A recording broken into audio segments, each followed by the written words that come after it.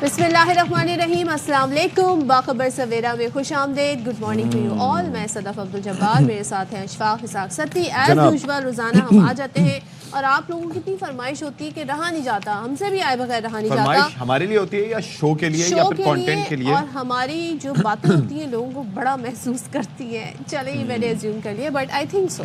Fake it until you make it. No, always say you are the best until you are the best. Sometimes तो लोग बड़ा इसको जी जी, इसमें तो कोई शुबा नहीं है। कहते हैं आप लोग ऐसे टॉपिक लेकर आते हैं जिससे हमें काफी इंफॉर्मेशन मिलती है। तो हमारे जो हमारा बैंटर होता है, पीपल रियली हमारे दिन का आगाज हम आज भरपूर तरीके से करने जा रहे हैं और पॉजिटिव नोट पे करने जा रहे हैं। एक चीज तो बड़ी मुझे अच्छी खबर लगी, वो ये था कि वजीर आजम साहब ने आज काबीना का इजलास बुलाया और कह रहे हैं कि जी राइट साइजिंग की जाएगी इदारों की। आपको पता है वो 1.5 लाख असामियां खत्म करने की बात, और ये वो तो क्या ही बेहतर हो कि ये अप्रोच जो है वो एक्सपेंडिचर्स के मामले पर भी हो। जॉब क्रिएशंस की तरफ हमें जाना चाहिए, अपनी जीडीपी को ग्रो करना चाहिए, ताकि ये जो नए लोग, आबादी हमारी 2% के हिसाब से बढ़ रही है, अच्छे खासे लोग मार्केट में आ रहे हैं और फिर उनके लिए जॉब क्रिएशंस नहीं होंगी तो फिर वो मुल्क से बाहर भागेंगे और फिर हम यहाँ पर बैठ के कहेंगे जी ब्रेन ड्रेन हो गया, ब्रेन ड्रेन हो गया। मुल्क से बाहर जो जा भी रहे हैं तो जाहिर है उनकी बदौलत पाकिस्तान को ज़र मुबादला मिल रहा है, लेकिन हमने यहाँ पे जब तक जॉब्स क्रिएट नहीं करेंगे तो लोगों के पास ज़्यादा फिर ऑप्शन यहाँ पर होंगे, वो प्रेफर करेंगे यहाँ पे काम करना, बाहर जाना नहीं। अच्छा एनवायरनमेंट उन्हें दें, अच्छी जॉब अपॉर्चुनिटी, फिर हम यही कहेंगे ना। और एआई का ज़माना है, आईटी का ज़माना है, तो बहुत सारी फील्ड्स हैं जिसमें हम ये फिर हम ये कहेंगे ना कि हमारी एक्सपोर्ट ड्रिवन इकोनॉमी है या फिर रेमिटेंसेस ड्रिवन इकोनॉमी है। इस वक्त तो टैक्स तो ये है कि बहुत सारे इश्यूज हैं जिन पे बात हो सकती है और नौजवानों को जब मौके मिलते हैं तो वो उसका भरपूर इजहार करते हैं और हमें इसका मौका, कहते हैं ना, इसकी झलक हमें देखने को मिलती है कहाँ, जब शुरू होता है पाकिस्तान में पाकिस्तान सुपर लीग। तो हमें उसमें ये अंदाजे होते हैं कि भाई कितना पाकिस्तान में टैलेंट है, कितना क्रेज़ है क्रिकेट को लेकर, और जो हमारे नौजवान खिलाड़ी हैं, जो नौजवान बच्चियां हैं, वो इस फील्ड में आना चाहते हैं। तो कल क्या हुआ, अब होने जा रहा है पाकिस्तान सुपर लीग का सीज़न 10 और उसका बाकायदा एक इफ्ताही जो तकरीब है तमाम फ्रेंचाइज को लेके, जो कहते हैं ना टीमें तश्कील देने की अपनी शक्ल, ड्राफ्टिंग सेरेमनी का कल हमने पूरा तमाम तर मरहला देखा और प्लेयर ड्राफ्टिंग की मुनफरिद तकरीब लाहौर के हुजूरी बाग में हुई और यहाँ क्रिकेट के दुनिया के कई नामवर खिलाड़ी जो थे वो भी शरीक थे और फिर कई खिलाड़ी जो है उनका इंतखाब भी हुआ और इस बार कई सुपरस्टार्स रंग जमाएंगे जिसमें इंटरनेशनल प्लेयर्स भी मौजूद हैं और कहते हैं ना शायकीन को अच्छी बैटिंग, अच्छी बॉलिंग देखने का मौका मिलेगा। अच्छा जी, तो क्या क्या हुआ जी, अब ज़रा शुरू करते हैं। प्लेटिनियम राउंड में क्वेटा ने मार्क चैपमैन, फैन एलन और फ़हीम अशरफ का चुनाव। बिल्कुल जी, राना फ़हीम अशरफ साहब का चुनाव हो गया क्योंकि उन्होंने, आप देखें कि इससे पहले अपनी जो पुरानी टीम थी उसको छोड़ दिया था। लाहौर ने डेरेल मिचेल, इस्लामाबाद ने मैथ्यू शॉर्ट, मुल्तान ने माइकल ब्रेसवेल और पेशावर ने कैटमोर को चुना। और फिर इसके कॉर्बन बोश, आपको याद होगा वो प्लेयर जिन्होंने साउथ अफ्रीका के, जिन्होंने पाकिस्तान के खिलाफ एक बड़ी पार्टनरशिप की थी और अपनी टीम को पहला टेस्ट मैच जिताने में बड़ा अहम किरदार अदा किया था। फिर इस्लामाबाद की बात करें तो उन्होंने जेसन होल्डर और लाहौर ने कुशल पेरेरा का इंतखाब किया। गोल कैटेगरी में मोहम्मद हसनैन और कामरान गुलाम मुल्तान सुल्तान्स का हिस्सा बने हैं। और फिर ये है कि अगर हम कराची किंग्स की बात करें तो बेहतरीन प्लेयर्स, हालांकि नजीब और मैं कल बात कर रहे थे और हम जब अपने शो में तो उन्होंने कहा कि पहला पिक जो है वो मुल्तान का है, तो हो सकता है कि डेव वार्नर की तरफ वो जाएं, लेकिन ऐसा नहीं हुआ। कराची किंग्स ने इंतखाब किया डेव वार्नर का और फिर केन विलियमसन जो है कराची का हिस्सा बन चुके हैं। फिर उसके बाद जो है वो कीवी पेसर हैं एडम मिल और अब्बास आफरीदी भी कराची किंग्स का स्क्वाड का हिस्सा होंगे। और फिर अच्छा, इस दफ़ा एक चीज़ जो रही वो ये हुआ सदर अब्दुल जब्बार के क्वेटा के साथ जो सफ़र था वो ख़त्म हुआ सरफराज का। और सरफराज को हम ये सुनने में आ रहा था कि शायद उन्हें कोई मेंटोर का रोल या इस तरीके से दे दिया जाएगा, लेकिन उनकी फिर एक ट्वीट आई थी या एक मैसेज आया था कि जी उनके रास्ते जुदा हो गए हैं क्वेटा के साथ, लेकिन उसके बाद बाकी किसी और टीम ने भी उनको नहीं चुना। हमें अच्छा, ये खबरें सुनने को मिली कि उनको कोई बड़ा रोल दिया जाएगा, आई थिंक कोई मैनेजरियल किस्म का रोल उनको दिया जा रहा है, सुन रहे थे, लेकिन अब ऐसा नहीं, उनको नहीं, उन्हें नहीं। हमारी डोमेस्टिक लीग है तो why is he not playing? I wonder why, ये हम एक्सपर्ट्स से पूछेंगे कि ऐसा क्यों नहीं है। तो हमारे साथ कौन मौजूद होंगे जी? चलिए जी, तो पहले हम बात कर लेते हैं। ऐसा तौसीफ अहमद साहब मौजूद हैं, लेजेंडरी प्लेयर, और हमारे साथ नजीबुल हसनैन भी हैं। आप दोनों का बहुत शुक्रिया। तो पहले तौसीफ साहब आपसे आगाज़ कर लेते हैं, आपके ख्याल में जो ड्राफ्टिंग हुई है, कौन सी टीम, ज़ाहिर है इतने सारे प्लेयर हैं, इतनी सारी टीमें हैं, कौन सी टीम आपकी फेवरेट हो गई है प्लेयर्स को देखते हुए? बहुत शुक्रिया सती साहब। और बड़ी खुशाइन बात है कि पाकिस्तान एक दफ़ा फिर जो है वो PSL के लिए जा रहा है, और तो अल्लाह कामयाब करे हम सबको, और दुआएं हमारी। और यकीनी तौर पे कल हम कुछ चीज़ें ऐसी हुई जो हमें शायद पसंद नहीं आई, लेकिन क्रिकेट के मामले में काफ़ी कुछ हमें वो क्या था सर, वो भी बयान करते हैं। वो बयान करता हूँ मैं आपको। वो एक तो देखिए 9 एडिशन हो गए, इतनी जबरदस्त जो है हमारी ओपनिंग हुई थी, ड्राफ्टिंग हुई थी, ऑलवेज।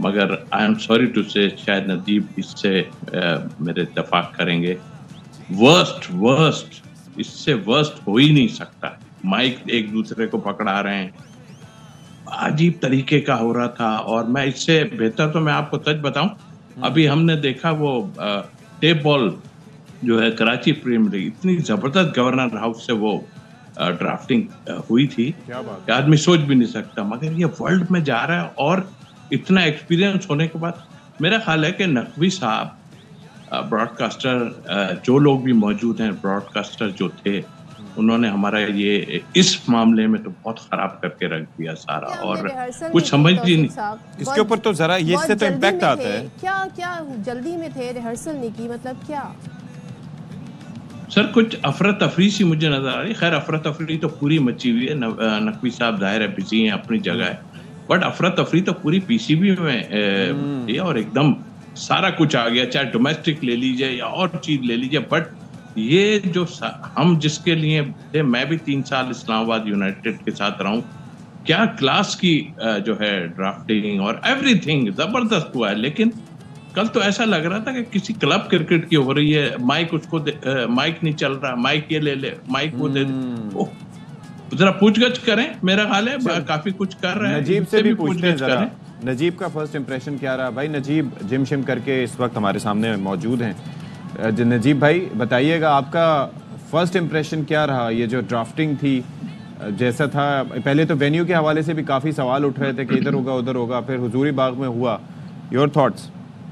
देखिए, आपको अपना कल्चर, आपको अपना हेरिटेज दिखाना था। हुजूरी बाग बहुत अच्छी जगह आपने चुनी थी, लेकिन जब आप आउटडोर के लिए जाते हैं ना, सत्य आपको भी पता है, सदम आप भी जानते हैं, तो आपको आउटडोर के लिए काफी रिहर्सल करनी पड़ती है। आपको उसका पूरा एक प्लान बनाना पड़ता है। हाँ, कि आपको फाइनल किस तरह से जाएंगे, क्या होगा। ये तो इतना मिसमैनेज था। मतलब अभी तौसीफ भाई जो बात कर रहे थे ना, 9 साल गुजर गए, 10वां एक डेकेड ऑफ PSL। हमने दुनिया को इतनी क्वालिटी क्रिकेट दी है, इतनी एंटरटेनमेंट प्रोवाइड की है, और ये ड्राफ्ट है। मतलब 10 मिनट तक शुरू में माइक चल ही नहीं रहे थे। ये पास करने वाली बात तो बहुत बात की है, माइक चल ही नहीं रहे थे, किसी को पता ही नहीं था। फिर वो फ्रेंचाइज इशारा कर रहे हैं, नहीं हमारी पिक नहीं है, उनकी है। वो कह रहे हैं नहीं उनकी है। फिर वो सोलो कैमरे में होस्ट कटा हुआ है, सामने से एक आदमी चल के चला जाता है। मतलब इट वाज सो मिसमैच। इतनी बुरी प्रेजेंटेशन थी, प्रोडक्शन क्वालिटी इतनी खराब थी। ये बिल्कुल सही कह रहे हैं तौसीफ भाई कि ये तो लीग्स वगैरह में इससे बेहतर होती है। जो छोटी छोटी ये जो टेप बॉल टूर्नामेंट और ये हो रहा है, उसमें इतनी बड़ी बड़ी LED स्क्रीन्स लगी हुई थी, इतना एंटरटेनमेंट प्रोवाइड की हुई थी। This was very mismanaged. ये ऐसा लग रहा था कि बस ये अपने सर से उतार रहे हैं ये ड्राफ्ट जो है ना। नजीब, अगर रात का टाइम चुनते हैं तो रात में बहुत सारी चीजें कवर भी हो जाती हैं, लाइटिंग्स जो है वो बहुत कुछ मैनेज कर लेती है, लेकिन वही बात कि माइक नहीं चले तो फिर क्या करें। मौसम एक बड़ा चैलेंज है ना लाहौर में सदफ, इस वजह से उन्होंने दिन में रखा था। बट दिन में उन्होंने ये नहीं सोचा था कि इतनी धूप होगी, कि वो जो होस्ट है उसके ऊपर फुल धूप पड़ रही है और वो रीड भी कर रहा है, और शायद इसी वजह से वो उनको सही से समझ भी नहीं आ रहा था क्या हो रहा है। मतलब it was all over the place. आपको हर चीज की तैयारी करनी होती है। अभी IPL का ड्राफ्ट हुआ है, देखिए ये बात होती है ना, उन्होंने अपना ब्रांड बनाया है और वो उसको उठा रहे हैं मजीद दिन ब दिन। हम जो है वो ये दुनिया को दिखाएंगे तो हमें सीरियस कौन लेगा। You know, this is the start of the season. आपका ड्राफ्ट जो होता है उससे शुरुआत होती है, एक्साइटमेंट यहाँ से बढ़ती है। चलें, लेकिन आई एम श्योर कि we are going to make it up with the cricket, the quality of cricket जो इस PSL सीजन 10 में होगी, दुनिया उससे हमें। That's what I want to ask इस वक्त अभी तौसीफ भाई इस दफा काफी अच्छे प्लेयर्स हम देख रहे हैं। मेरे ख्याल में जो payments are gone up. We have got David Warner, फिर उसके बाद केन विलियमसन, फिर उसके बाद काफ़ी सारे और अच्छे प्लेयर्स जो हैं वो पूरे ड्राफ्टिंग में हिस्सा बने। और मैं तो कुछ कह रहा था कि कुछ प्लेयर्स नहीं भी हिस्सा बने, जैसे कि टिम साउदी को किसी ने नहीं लिया, फिर उसके बाद तबरेज़ शम्सी जो हैं उनको किसी ने पिक नहीं किया, और इंग्लिश प्लेयर्स वैसे डोमिनेट करते थे, रंग भरते हुए दिखाई देते थे, उनकी वजह से काफ़ी होता था। लेकिन इस दफ़ा एनओसी के कुछ इश्यूज थे कि कीवी प्लेयर्स जो हैं वो ज़्यादा लीड करते दिखाई दे रहे हैं। देखिए, पहले तो एक नजीब की वो बात भी, इसको और मैं आगे बढ़ाता हूँ तो एक सेकंड के लिए कि देखिए, आप जब इंटरव्यू कर रहे हैं किसी से तो भाई मेरे, आप अपनी जबान में क्यों नहीं कर रहे भाई? कोई ऐसी वो नहीं है। बाबर है, उनका पता नहीं चल रहा, हसन अली है, क्वेश्चन हो रहा है मगर आए बाएं शायद सारा हो रहा है, मतलब सारे ही मिसमैनेजमेंट था। चलिए छोड़ें, हम तो अब ये कहते हैं कि अल्लाह करे हमारी क्रिकेट अच्छी, और नकवी साहब को डेफिनेटली इस पे कान खींचने पड़ेंगे, ये जो भी लोग हैं जो करने वाले हैं। अच्छा, आपने बिल्कुल ठीक कहा, और सबसे बड़ी जो चीज आई है वो आपने एक नाम, सिर्फ एक नाम लूंगा, बाकी अभी मैंने पूरा देखा नहीं, डेविड वार्नर। क्या प्लेयर है वो, और अभी मैं देख के आया, और उसका आना कराची में, विलियमसन, मिचेल, ये ग्रेट प्लेयर हैं, और ऐसे प्लेयर हैं कि कभी भी पलट के रख देंगे। तो वार्नर का इंक्लूजन सबसे, हालांकि रिटायर हो गए मगर अभी भी खेल रहे थे, आपको पता है रिसेंटली अभी भी एक लीग में उन्होंने रन्स किए थे, मैंने देखा। तो मेरा ख्याल है कि ओवरऑल अगर हम देखें, सबने ऑलराउंडर पिक करने की कोशिश की है और फास्ट बॉलर्स को जो है ज्यादा अहमियत दी है। तो मैं समझता हूँ एक अच्छा होना चाहिए, बट इस वक्त जो है वो कराची मुझे काफी हैवी लग रहा है इस मामले में। अच्छा, हम थोड़ा जब इंट्रो में बात करें तौसीफ साहब, तो सरफराज पे मैं थोड़ा सरप्राइज थी कि पाकिस्तान की अपनी लीग है, कितनी टीमें हैं, एज ए प्लेयर नहीं खेल रहा है किसी भी टीम से, तो ये क्या आप समझते हैं ज्यादती है, या अब उनको कोई और ओहदा दिया जाएगा? क्या वो अब क्रिकेट नहीं खेलेंगे पाकिस्तान सुपर लीग में? देखिए, क्रिकेट खेलना तो उनके अपनी मर्जी है, बट पिछले कुछ सालों से, एक आध साल से पहले हम देख रहे थे कोयटा में कुछ ऐसी चीजें हुई जिससे डिस्टर्ब हुए थे काफी कुछ, और फिर उसके बाद आपने देखा कि पाकिस्तान टीम में भी इसी तरह का सिलसिला हुआ। अब मैनेजमेंट में या किसी उसमें मेंटोर रख देना, ये तो एक अपनी जगह, लेकिन वो भी नहीं रखा ना सर। हाँ, मैं यही कह रहा हूँ कि वो तो आप क्रिएट कर सकते हैं कुछ, बट वो भी नहीं रखा।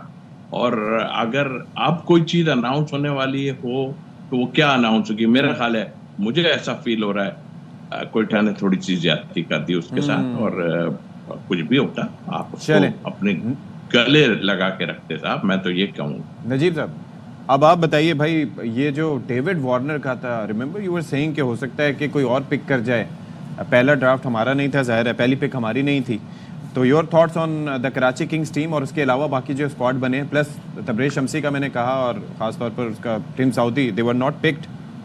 देखिए, अनपिक प्लेयर्स तो बहुत सारे हैं, ऑब्वियसली टीमों को अपने कॉम्बिनेशन देख के बनाने होते हैं, कौन सा फिट होता है, कौन सा नहीं। हाँ, हमारे कोर के साथ कौन सा प्लेयर फिक्स होता है वो देखना होता है। मेरे हिसाब से जो सवाल आप लोग पूछ रहे थे कि बेस्ट टीम कौन सी है, तो मैं कराची किंग और कोयटा ग्लैडिएटर्स कहूंगा, जिन्होंने रिसेंटली थोड़ा अपने फैंस को उस तरह से खुश नहीं कर पाए जैसे करना चाहिए था। तो कराची किंग्स और कोयटा के लिए बहुत जबरदस्त चांस है, बहुत शानदार टीमें बनाई है। अगर आप कराची की बात करें, Adam mill, David Warner, such a superstar, सही है। फिर अब्बास आफरीदी को हमने वाइल्ड कार्ड में प्लेटिनम में पिक किया है। हसन अली, जेम्स, खुशदिल शाह, ये हमारे डायमंड में आ गए। आमिर जमाल आपको पता है कितने यूजफुल हो सकते हैं। इरफान खान की पिछले सीजन इतनी अच्छी परफॉर्मेंस थी, ये साल तो उन्होंने पाकिस्तान से भी इतना अच्छा खेला है। फिर कप्तान शान मसूद हैं। फिर आप देखिए, हमें जो सिल्वर में लिटिन दास का ऑप्शन मिला वो बहुत अच्छा है। टिम साइफर्ट इतना अच्छा नहीं कर रहे थे, तो एक ऑप्शन आपके पास आ जाएगा। फिर रियाजुल्लाह को इमर्जिंग में उठाया है, वो बहुत शानदार पिक है। सप्लीमेंट्री में Kane Williamson, just to be with the team is such an achievement कि आपको वो बंदा कितना अपना इनपुट दे सकता है। केन विलियमसन एक शानदार प्लेयर है। फिर मोहम्मद नबी को हमने सप्लीमेंट्री में उठाया, ये भी बहुत अच्छी पिक है। तो कराची ने बड़ा अच्छा अपना एक कोर के साथ जो ड्राफ्ट में प्लेयर्स लिए ना, बहुत शानदार टीम बनी है। कोयटा ग्लैडिएटर्स की बात की जाए, फिल एनएल, मार्क चैपमैन, हम सबको पता है, फहीम अशरफ उनके साथ अब आ गए हैं। उनका स्पिन भी शानदार है, उनकी फास्ट बॉलिंग भी अच्छी है। तो मतलब अगर आप उनके स्पिनर्स पे ही गौर कर ले तो अबरार अहमद उनके पास है, और साथ साथ मुझे उस्मान तारिक बहुत पसंद है क्योंकि वो जरा मिस्ट्री स्पिनर है। I think it's a very good side, very balance side. ये दोनों टीमें मुझे बहुत खतरनाक लग रही हैं। ऑल राइट, चलें, ग्रेट ग्रेट, ये तो बड़ा अच्छा हुआ। कोई थोड़ा आप उनके ऊपर आप भी थोड़ा सा तबसरा कर दीजिए सरफराज के ऊपर, क्या हुआ उनका? देखिए पिछले साल भी यही हो रहा था कि उनको मौका मिल रहा था कि नहीं मिल रहा था, वो सारी चीजें चल रही थी। उस वक्त कोच इनके शेन वॉटसन थे और उन्होंने इनको बिठा दिया था। तो देखिए एक फॉर्म में डिप तो आता है विद एज, तो खेलने वाली बात तो समझ में आती है, बट इनको किसी पोस्ट पे रखना, कोई ऐसा मेंटोर का या डायरेक्टर का कुछ भी कोई एक औहदा मेरे हिसाब से कोयटा को देना चाहिए था कि वो शुरू से कोयटा के साथ जुड़े हुए हैं। और आई थिंक कोई ना कोई टीम, अभी भी बहुत टाइम है पीएसएल स्टार्ट होने में, बाद में भी हम बहुत सारे डिसीजंस देखते हैं। मुझे लगता है ऐसा कोई डिसीजन आएगा बिकॉज़ आई रिमेंबर कि जब वो टीम का हिस्सा भी होते थे नजीब, तो बाकी अपनी बैटिंग से बढ़ के वो अपनी स्ट्रेटजीज की वजह से ज्यादा जाने जाते थे, किस तरह से फील्ड प्लेसमेंट कर रहे हैं, किस तरीके से वो खिलाड़ियों को मुतहर्रिक कर रहे हैं, तो he was known for that. बिल्कुल सही कह रहे हैं अशफाक, उनकी बड़ी खिदमत है पाकिस्तान क्रिकेट के लिए भी और कोयटा के लिए भी। तो ऐसा नहीं हो सकता कि आप उनको बिल्कुल ही इस तरह से आउट कर दें। तो मतलब मेरे हिसाब से सरफराज को पीएसएल से जुड़े रहना चाहिए। चलें जी, ग्रेट है जी, thank you so much Tauseef भाई, thank you so much Najibul Hasan for being with us. अब देखते हैं जी, अब जब रंगारंग आगाज होगा तो फिर क्या होता है पीएसएल में, हम ये तमाम तर मराहिल लेकिन इस दफा अच्छी देखने को मिलेगी।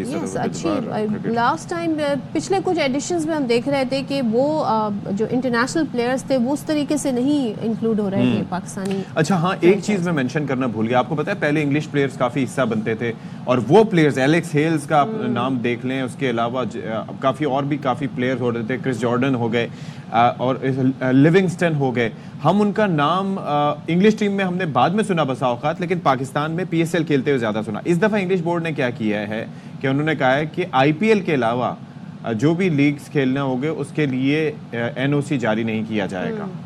तो आप ये देख लें कि जनाब इंग्लिश बोर्ड का ये हरकत जो है वो मतलब बड़े मसाइल चल रहे हैं अक्सर। अच्छा जी, आपको फैन चॉइस अवार्ड्स का तस्करा करने जा रहे हैं। फैन चॉइस अवार्ड की बात कर लेते हैं। तो सीजन 10 के ड्राफ्ट के मौके पर पीएसएल की तारीख में पहली बार फैन चॉइस अवार्ड का ऐलान किया गया है और क्रिकेट के दीवानों ने किंग बाबर आजम को पीएसएल का बेहतरीन बैटर और शाहीन आफरीदी को बेहतरीन बॉलर करार दिया। फैंस चॉइस है ये। बेस्ट ऑलराउंडर और मोस्ट वैल्यूएबल प्लेयर का अवार्ड शादाब खान के नाम रहा।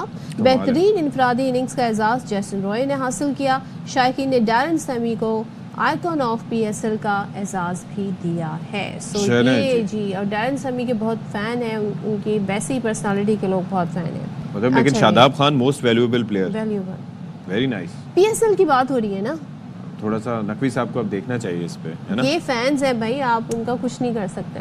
अच्छा जी, अब इसकी वो देखना चाहिए। जैसे कोई भी सर्वे होता है ना, तो हमसे लोग पूछते हैं कि किसने किया सर्वे, कैसे किया सर्वे, तो अब ये भी थोड़ा सा किस तरीके से वोटिंग हुई, कैसे वोटिंग हुई, कितने लोगों ने पार्टिसिपेट किया, ज्यादा स्ट्रांग है। तो बहरहाल अब थोड़ा ठंड का तस्करा कर लेते हैं। आज सुबह यहाँ पर कराची में काफ़ी सर्दी थी, ठंड महसूस हो रही थी, और इसी तरीके से मुल्क के मुख्तलिफ हिस्सों में ठंडी हवाओं का राज बरकरार है। कालाम समेत मुख्तलिफ इलाकों में सयाह बर्फबारी इंजॉय कर रहे हैं। ये सयाह घर नहीं जाते? कौन है ये सयाह, कहाँ से आते हैं ये सयाह, क्यों आते हैं ये सयाह? अच्छी बात है आते हैं ये सयाह, और खासतौर पर मुल्क के बाहर से आते हैं। क्या उनके बच्चे स्कूल नहीं जाते? बच्चों की स्कूल की छुट्टियां खत्म नहीं हुई। ये बाहर से आए हुए सयाह हैं, मकामी सयाह हैं, आते जाते रहते हैं, बिजनेसमैन सयाह हैं। लेकिन भाई सयाह आए, हमारा तो भाई इसी से कहते हैं ना, जबरदस्त टूरिज्म हमारी आगे बढ़ेगी। लेकिन यह है कि मौसम की बात कर रहे हैं तो ये वो इलाके हैं जहाँ पर लोग प्रेफर करते हैं जाना ठंडे मौसम में, और अगर उन्हें एंजॉय करनी होती है बर्फबारी भी। इसी तरीके से चित्राल के बड़ा इलाके, वहाँ पर भी बर्फबारी है, लेकिन एक फैक्टर वहाँ पर यह भी है कि इतनी बर्फबारी की वजह से जो मामूलात ज़िंदगी है वो मुतासर हुआ है। साथ ही अपर चित्राल के लोग अब क्या कर रहे हैं, खुद से ही, कल हम आपको जापान का दिखा रहे थे कितनी ज्यादा बर्फ थी, लेकिन उनके हैवी मशीनरी से सड़क साफ कर दी गई थी। लेकिन हमारे यहाँ पर चित्राल में आप देखें, लोग खुद जाकर बर्फ साफ कर रहे हैं, रास्ते क्लियर कर रहे हैं, अपनी मदद आपके तहत जी तमाम तर चीज़ें कर रहे हैं। नदी नालों में बर्फ जमने से हम देख रहे हैं पानी और बिजली की फरहमी मुतासर हुई है। अच्छा, बेसिकली ये हुआ ये है कि वो पन बिजली से हम आपको दिखाते हैं ना कि वो पानी बह रहा होता है और पानी के बहाव की वजह से बिजली भी बन रही होती है, जैसे कि डैम्स वगैरह का चक्कर भी यही होता है। इसी तरीके से छोटे पैमाने पर पानी से बनने वाली बिजली का सिस्टम भी है, तो वो काफ़ी मुतासर हुआ है। और अब ये है कि स्कर्दू में पारा -11, स्तोर -10, गिलगित कालाम -7 और हुंजा में -6 रिकॉर्ड किया गया है। कराची में कल शाम से जो चलने वाली हवाएं हैं उसकी वजह से सर्दी की शिद्दत में इजाफा हो गया है। हवाएं बहुत तेज़ जब चलती हैं तो फिर लग पता जाता है कराची में, चाहे वो सर्दी का टेम्परेचर कितना ही हो। लेकिन बहरहाल हम चलते हैं अब लाहौर में भी दर्जा हरारत जो है वो जो तेवर अपने दिखा रहा है उससे लाहौरियों को अंदाज़ा हो गया है। और कल जैसे कि बता रहे हैं कि धूप तो निकली हुई थी जब PSL की ड्राफ्टिंग की तकरीब हो रही थी, लेकिन यह है कि शाम के वक्त और सुबह के वक्त जो वेदर है फिर वो धुंध की लपेट में भी आ जाता है। तो लाहौर के मंजर ये हैं। साथ ही हम बलूचिस्तान की बात कर लें तो वहाँ पर भी शदीद बर्फ़बारी नहीं, वहाँ पर शदीद कहते हैं ना सर्दी इस वक्त जारी है। मैंने कोयटा में तो बर्फ़बारी, खैर कोयटा की अगबस्ता हवाएं यहाँ आ जाती हैं। अच्छा, वैसे मैं ये कह रहा था कि ये जो सिलसिला है बर्फ़बारी का, इसकी वजह से आप ये देखिए कि लोगों की बड़ी अट्रैक्शन भी होती है कि जाते हैं, मरी की तरफ जाया करते थे लेकिन अब आहिस्ता आहिस्ता दुनिया के दूसरे ममालिक का रुख भी करते हैं। इस वक्त हम ज़रा अगर हम दुनिया की AQI का तस्करा कर लें तो कराची जो है वो नंबर 2 पे है अपने बदतरीन इस वक्त AQI इंडेक्स की वजह से, यानी कि हमारी आबो हवा जो है वो इस वक्त बदतरीन है कराची की 223 के साथ नंबर 1 पे 246 है। कि जब लाहौर में बहुत ज़्यादा स्मॉग की वजह से नंबर्स बहुत ऊपर जा रहे थे तो कहा जा रहा था हवा चल जाए तो बेहतरी आ जाए, यहाँ तो हवाएं ही चली जा रही हैं फिर भी ये नंबर आ। मेरे ख्याल में कराची का रकबा इतना बड़ा है कि वो चल चल के भी साफ नहीं हो पाती और यहीं घूमती रहती हैं। वो एक उसमें ट्रैप हो जाता है सारा डस्ट और सब कुछ स्मॉग वगैरह। वो तो फिर ये चक्कर है कि इस वक्त कराची दूसरे नंबर पर है, तो इसी वजह से लोग जो हैं वो ठीक नहीं हो रहे। खुश्क सर्दी है, कोई बारिश थोड़ी सी हो ना मज़ेदार किस्म की, तो उससे फिर ये है कि खुश्क सर्दी का खात्मा हो। चले, तो हमने मौसम का जिक्र कर लिया, लेकिन ये मौसम है बड़ा कहते हैं ना सख्त शिद्दत वाला, लेकिन इसमें खानों की तरफ रग़बत बहुत हो जाती है और ख़ास तौर पे लोग मीठा बहुत शौक से खाते हैं सीज़न में। तो पाकिस्तान में बड़ी पसंद की जाती है रबड़ी, और हम यहाँ पर बात करने जा रहे हैं ठट्टा की मशहूर रबड़ी की, जो एज ए सौगात भी यानी एज ए गिफ्ट भी लोग एक दूसरे को देते हैं। तो खालिस दूध से तैयार होने वाली जो ये हम कह रहे हैं इसको सौगात है, इसकी क्या खासियत है, कितनी ज़बरदस्त है, कैसे बनती है, क्या क्या इसमें लवाजमात डलते हैं, तो आपको इस पर रिपोर्ट दिखाते हैं इजाज़ बारी। मिठाइयाँ तो आपने बहुत खाई होंगी, मगर ठट्टा की मशहूर सौगात रबड़ी की बात ही कुछ और है। खालिस अशिया का खालिस भरपूर इम्तिजाज, गर्मा गर्म कढ़ाई में दूध, चीनी, पिस्ता, बादाम के हम वजन इस्तेमाल से तैयार होने वाली ठट्टा की मशहूर सौगात रबड़ी ठट्टा की पहचान बनी हुई है। रबड़ी बनती है दूध और चीनी से, और पिस्ता, बादाम, खोपरा, इलायची से बनी हुई है। पूरे पाकिस्तान के बंदे इसको शौक से लेके जाते हैं घर के लिए। रबड़ी ठट्टा का मशहूर तोहफा है और दूध और चीनी और पिस्ते बादाम से बनती है। देसी अशिया से तैयार होने वाली सौगात की जब खुशबू फैलती है तो लोग खींचे चले आते हैं। लज्जत से भरपूर खाने में खुश जायका रबड़ी देखते ही मुंह में पानी आ जाता है। ठट्टा की ये रबड़ी पाकिस्तान भर से आने वाले सियाहों में बेहद मकबूल है। हम आए थे ठट्टा घूमने के लिए, तो हमारे दोस्तों ने कहा कि हमारे लिए रबड़ी लेते हुए आना, तो हम इधर अभी हैं ठट्टा बाईपास से, इधर से हम रबड़ी ले रहे हैं। ठट्टा की मशहूर सौगात रबड़ी गर्मियों के साथ सर्दी में भी सेहत के लिए निहायती मुफीद है। एजाज वारियो, ARY न्यूज़, ठट्टा। भाई रबड़ी सब जगह की अच्छी है, कराची की रबड़ी भी अच्छी है, लाइक जो लोग पसंद करते हैं उनको बहुत अच्छी लगती है। हैदराबाद से भी लोग रबड़ी मंगवाते हैं, वो भी बड़ी अच्छी होती है। जिन को मीठा पसंद है वो खा सकते हैं, अच्छी बात है। कोई शुगर फ्री रबड़ी आए है ना, उसका ज्यादा अच्छा टेस्ट हो है। शुगर फ्री भी है, वो भी शुगर फ्री नहीं होती। हाँ, नहीं, अगर आप चाहें तो कस्टमाइज करवा सकते हैं, लेकिन ये है कि एज ए गिफ्ट और सौगात के तौर पे लोग देते हैं। और अगर आप अपने इलाके से कहीं और जा रहे हैं तो किसी रिश्तेदार के घर जा रहे हैं तो आप ये चीजें लेके तो मंगवाया जाता है खुसूसी तौर पर। विल टेक अ ब्रेक के बाद वापस आते हैं।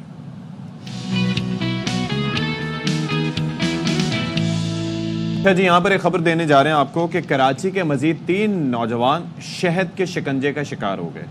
मैंने सही तर्जुमा किया? शहद के हनी ट्रैप का शिकार हो गए।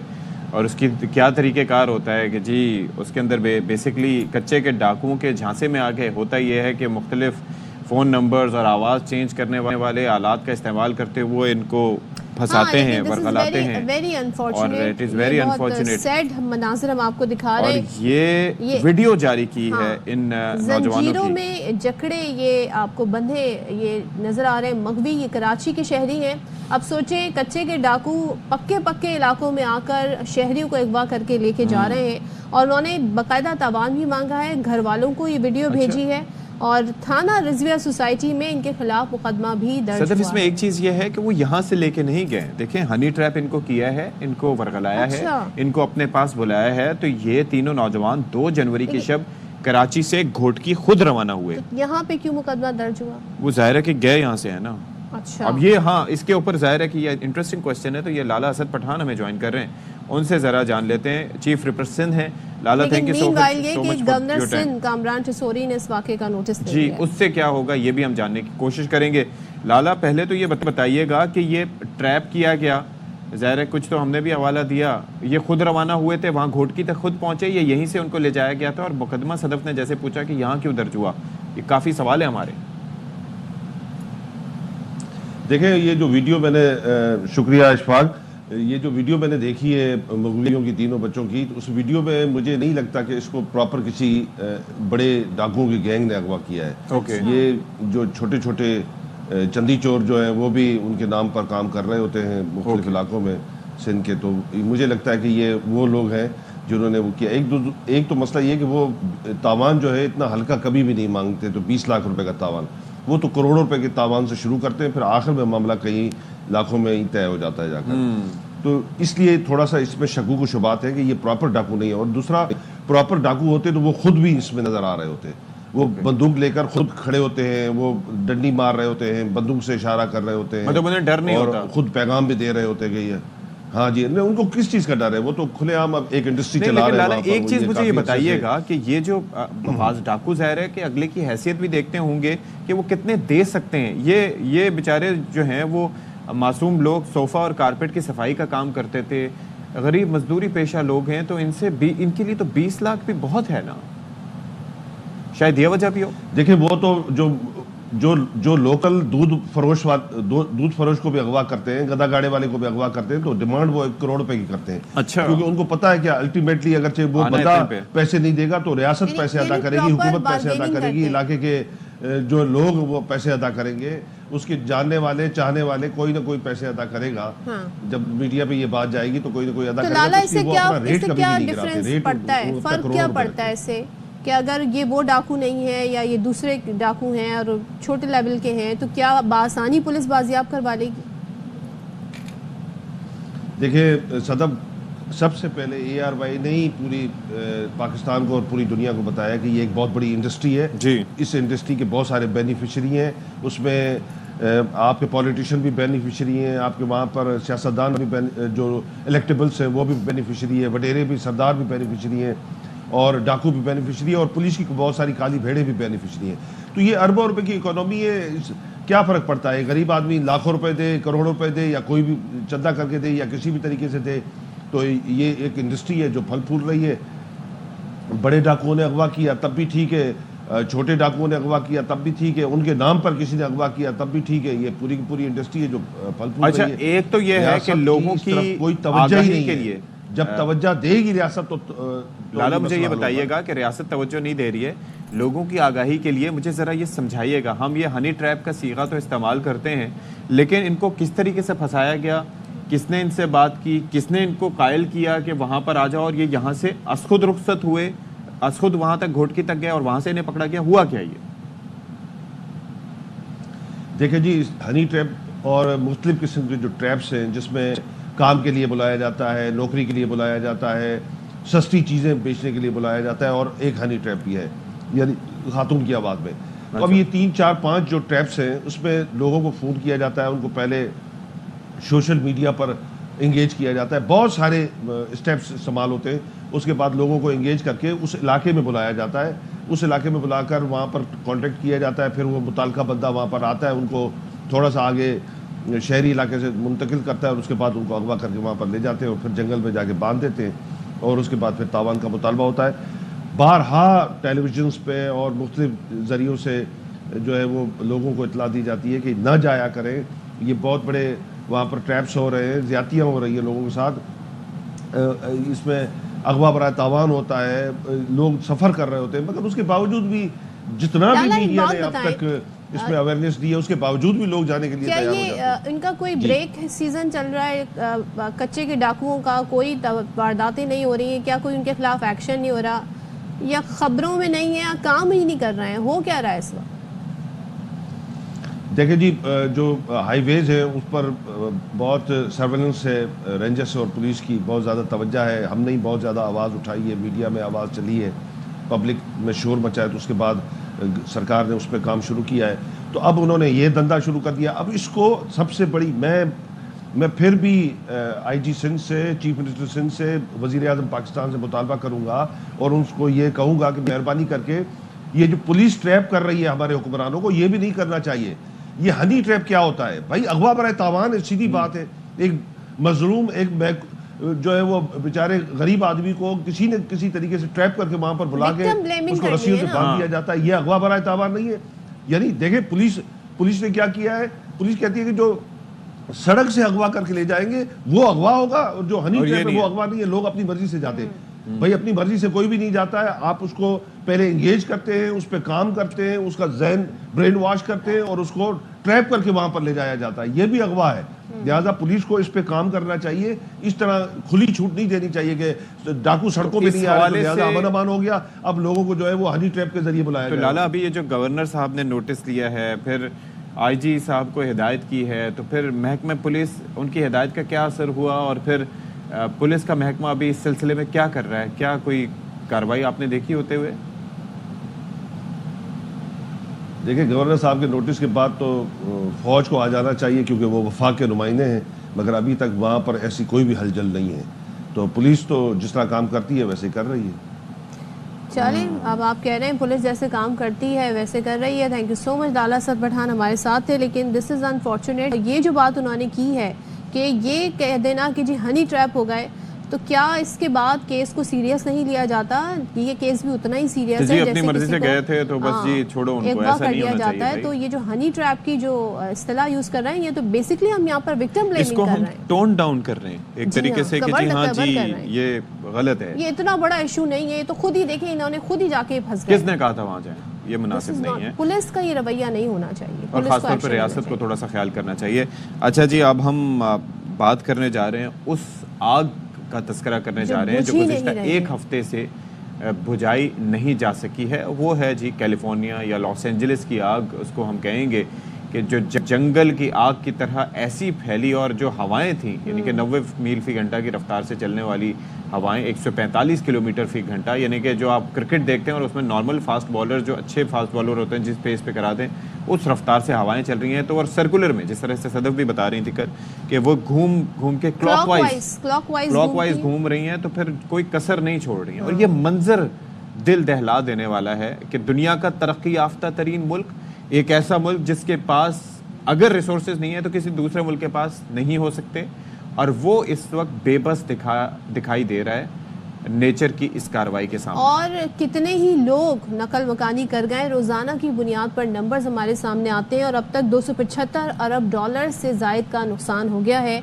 24 अफराद की हलाकत की तस्दीक हुई है, जबकि बेशतर मिसिंग हैं, और ज़ख्मियों की भी तादाद अच्छी खासी है। आग 36,000 एकड़ से ज़ायद रकबे को अपनी लपेट में ले चुकी है, और इंतज़ामी नाअहली पर नवमुंतखब सदर यानी कि डोनाल्ड ट्रंप जो हैं वो काफ़ी ज़्यादा गुस्से में दिखाई देते हैं। उन्होंने सियासतदानों को कह दिया जी ये नाअहल है, इनसे कुछ हो नहीं सकता है, और कहा कि उन्हें मालूम ही नहीं कि आग कैसे बुझाएं।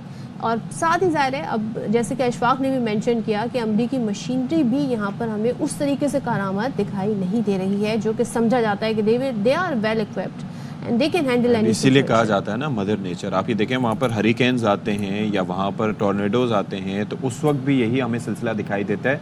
और ये जो नेचर है ये अपनी पावर दिखाती है। लेकिन यहाँ पर भी आप टाइमली इवैक्यूएशन करवा दी है। ये चीज़ ह्यूमन लाइफ्स का उतना लॉस नहीं है जितना कि किसी और थर्ड वर्ल्ड कंट्री में कहीं और जाता। कंटिजेंसी प्लान्स उनके पास होते हैं, ठीक है, चीज़ों को नहीं बचा पा रहे, अमलाक को नहीं बचा पा रहे, लेकिन लोगों को वहाँ से इवैक्यूएट किया गया, जिसकी वजह से जानी नुकसान कम हुआ। यहाँ पर एक ब्रेक लेते हैं।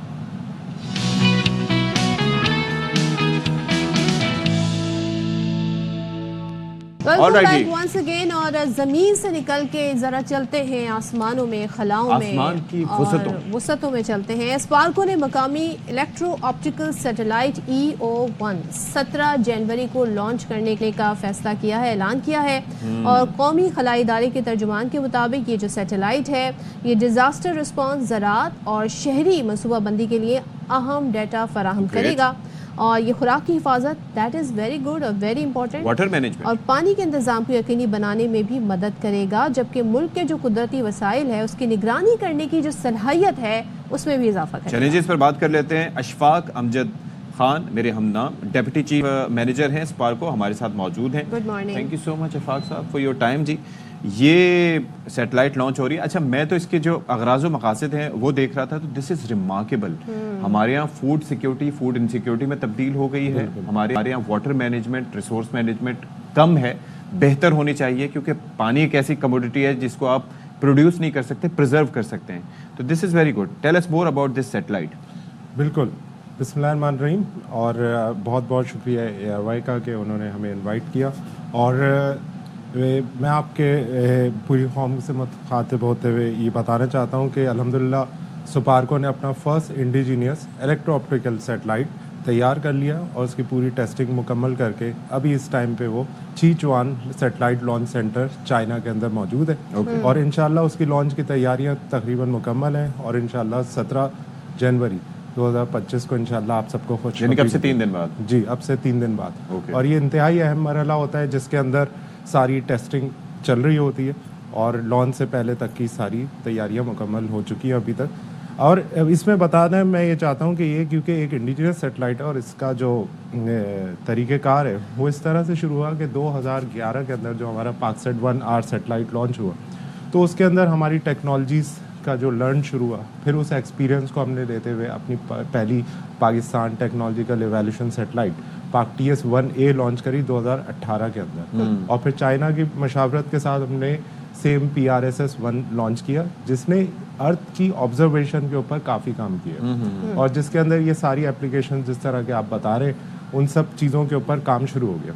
अच्छा। और फिर लास्ट ईयर आपने देखा कि स्पार्को ने 2 सैटेलाइट्स लॉन्च किए, एक मून मिशन के लिए, मैप्स और नेविगेशन का भी बड़ा फायदा हुआ, और एक पाकसेट MM-1। अब इन सारी टेक्नोलॉजीज की जो एक्सपर्टीज थी उन सब को बरोकार लाते हुए अब ये हमारा मुकम्मल तौर पे इंडिजीनियस सैटेलाइट यानी कि ज़ाती तौर पे यहाँ का तैयार करता। जी पूरा, और ये कम्प्लीटली मेड इन पाकिस्तान है अल्हम्दुलिल्लाह, और पूरी कौम को इस पे फ़ख्र है।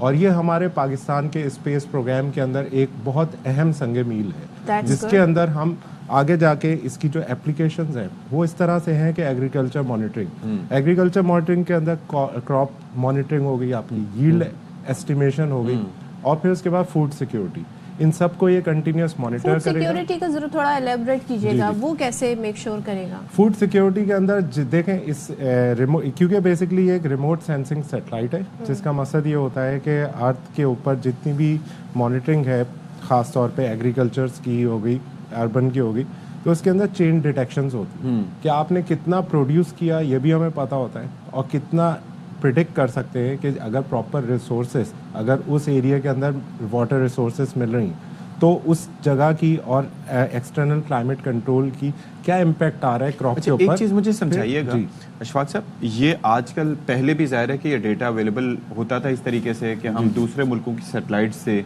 मांग लेते थे फ़ायदा, इनकी इमेजिंग या इमेजरी जो है वो कितनी स्ट्रॉन्ग है? दूसरा ये है कि आजकल आपको पता है कि दुनिया जा रही है सैटेलाइट्स के साथ साथ ड्रोन टेक्नोलॉजी पे भी। आजकल एक किसान भी उठ के अपने पूरे रकबे का जायजा घर बैठे हुए ले सकता है ड्रोन्स के जरिए या उसके ऊपर कैमरे के जरिए, तो उसके अंदर इनकी अफादियत क्या है? ये सैटेलाइट हमेशा ग्लोबल कवरेज के ऊपर होता है, और आपके इल्म में है कि हमेशा ड्रोन जो होता है वो बड़े लिमिटेड एरिया के ऊपर फोकस करता है। लाइक आप उसको 1 किलोमीटर के एरिया को स्कैन आउट कर दें, ठीक है, मैक्सिमम।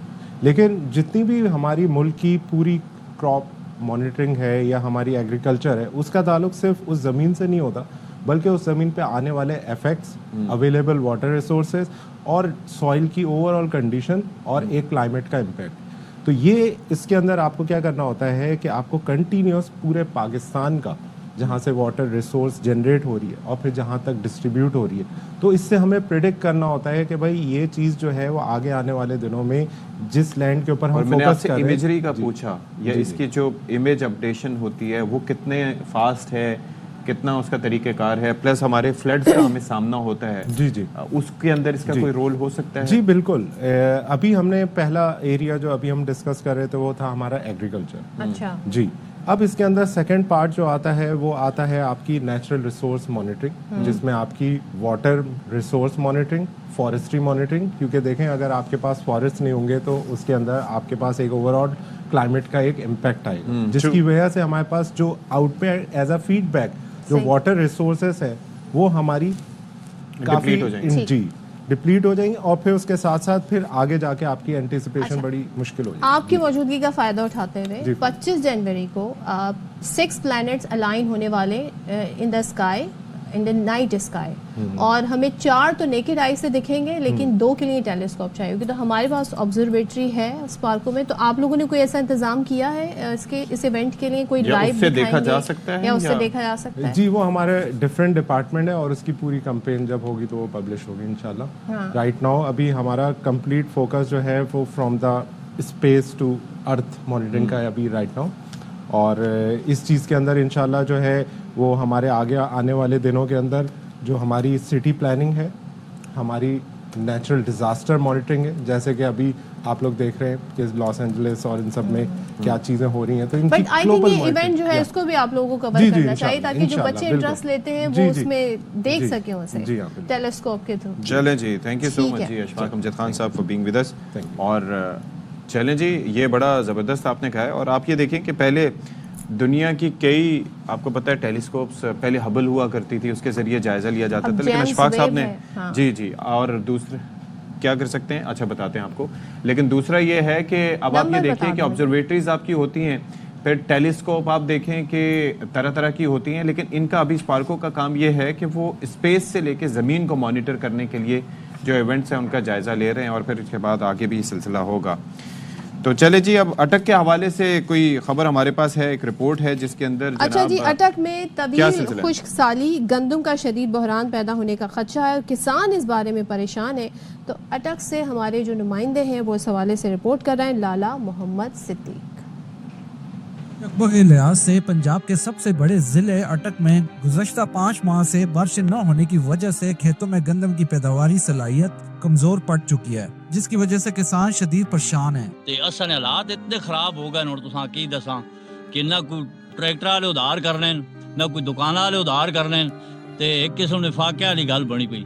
महकमा ज़राअत के हुकाम का कहना है कि बारिश न होने से पैदावारी नुकसान का खदशा है। वक्त पर बारिश न होने की वजह से फसल की हालत बहुत ज़्यादा मुतासर है। मेरा ज़िम्मेदारों से ये मशवरा है कि वो नमाज इस्तिस्का अदा करें ताकि अल्लाह करीम बारिशें अता करे और फसल की पैदावार अच्छी हो। खेत मालिकान का कहना है कि रवां साल फसल न होने से हमें शदीद खसारा का अंदेशा है। इस दफ़ा जो है बारिश ही नहीं हो रही, जिसकी वजह से जो है मतलब हमारे हालात बड़े ख़राब हैं, और गवर्नमेंट को चाहिए कि कोई ज़िम्मेदारों को सब्सिडी वगैरह दे ताकि जो है हमारे को मसाइल हल किए जाए। तवील खुश्क साली से होने वाले नुकसानात से बचाव के लिए सरकारी सतह पर बारान रहमत के नज़ूल के लिए जहाँ नमाज इस्तिस्का की जरूरत है, वहीं हुकूमत को चाहिए कि वो किसान को मजीद सब्सिडी फराहम करते हुए ज़राई कर्ज़जात की अदायगी में मुनासिब रियायत फराहम करे। लाला मोहम्मद सदीक, एयरवाई न्यूज़, अटक। भाई आप ये देखिए कि इसीलिए हम कहते हैं कि जो हमारी फूड सिक्योरिटी थी अब वो फूड इनसिक्योरिटी में तब्दील होती जा रही है। गंदम की प्रॉपर फसल नहीं होगी, उसकी यील्ड प्रॉपर नहीं होगी, फ़ी एकड़ पैदावार में अगर इजाफा नहीं होगा और उसके लिए जदीद साइंसी तरीके इस्तेमाल नहीं किए जाएंगे, वाटर मैनेजमेंट नहीं होगी, तो ये बहरान सिर्फ अटक तक नहीं रहेगा, पूरे मुल्क में फैल जाएगा। तो it's going to be very. यहाँ पर हम ब्रेक ले रहे हैं और ब्रेक के बाद वापस आ रहे हैं।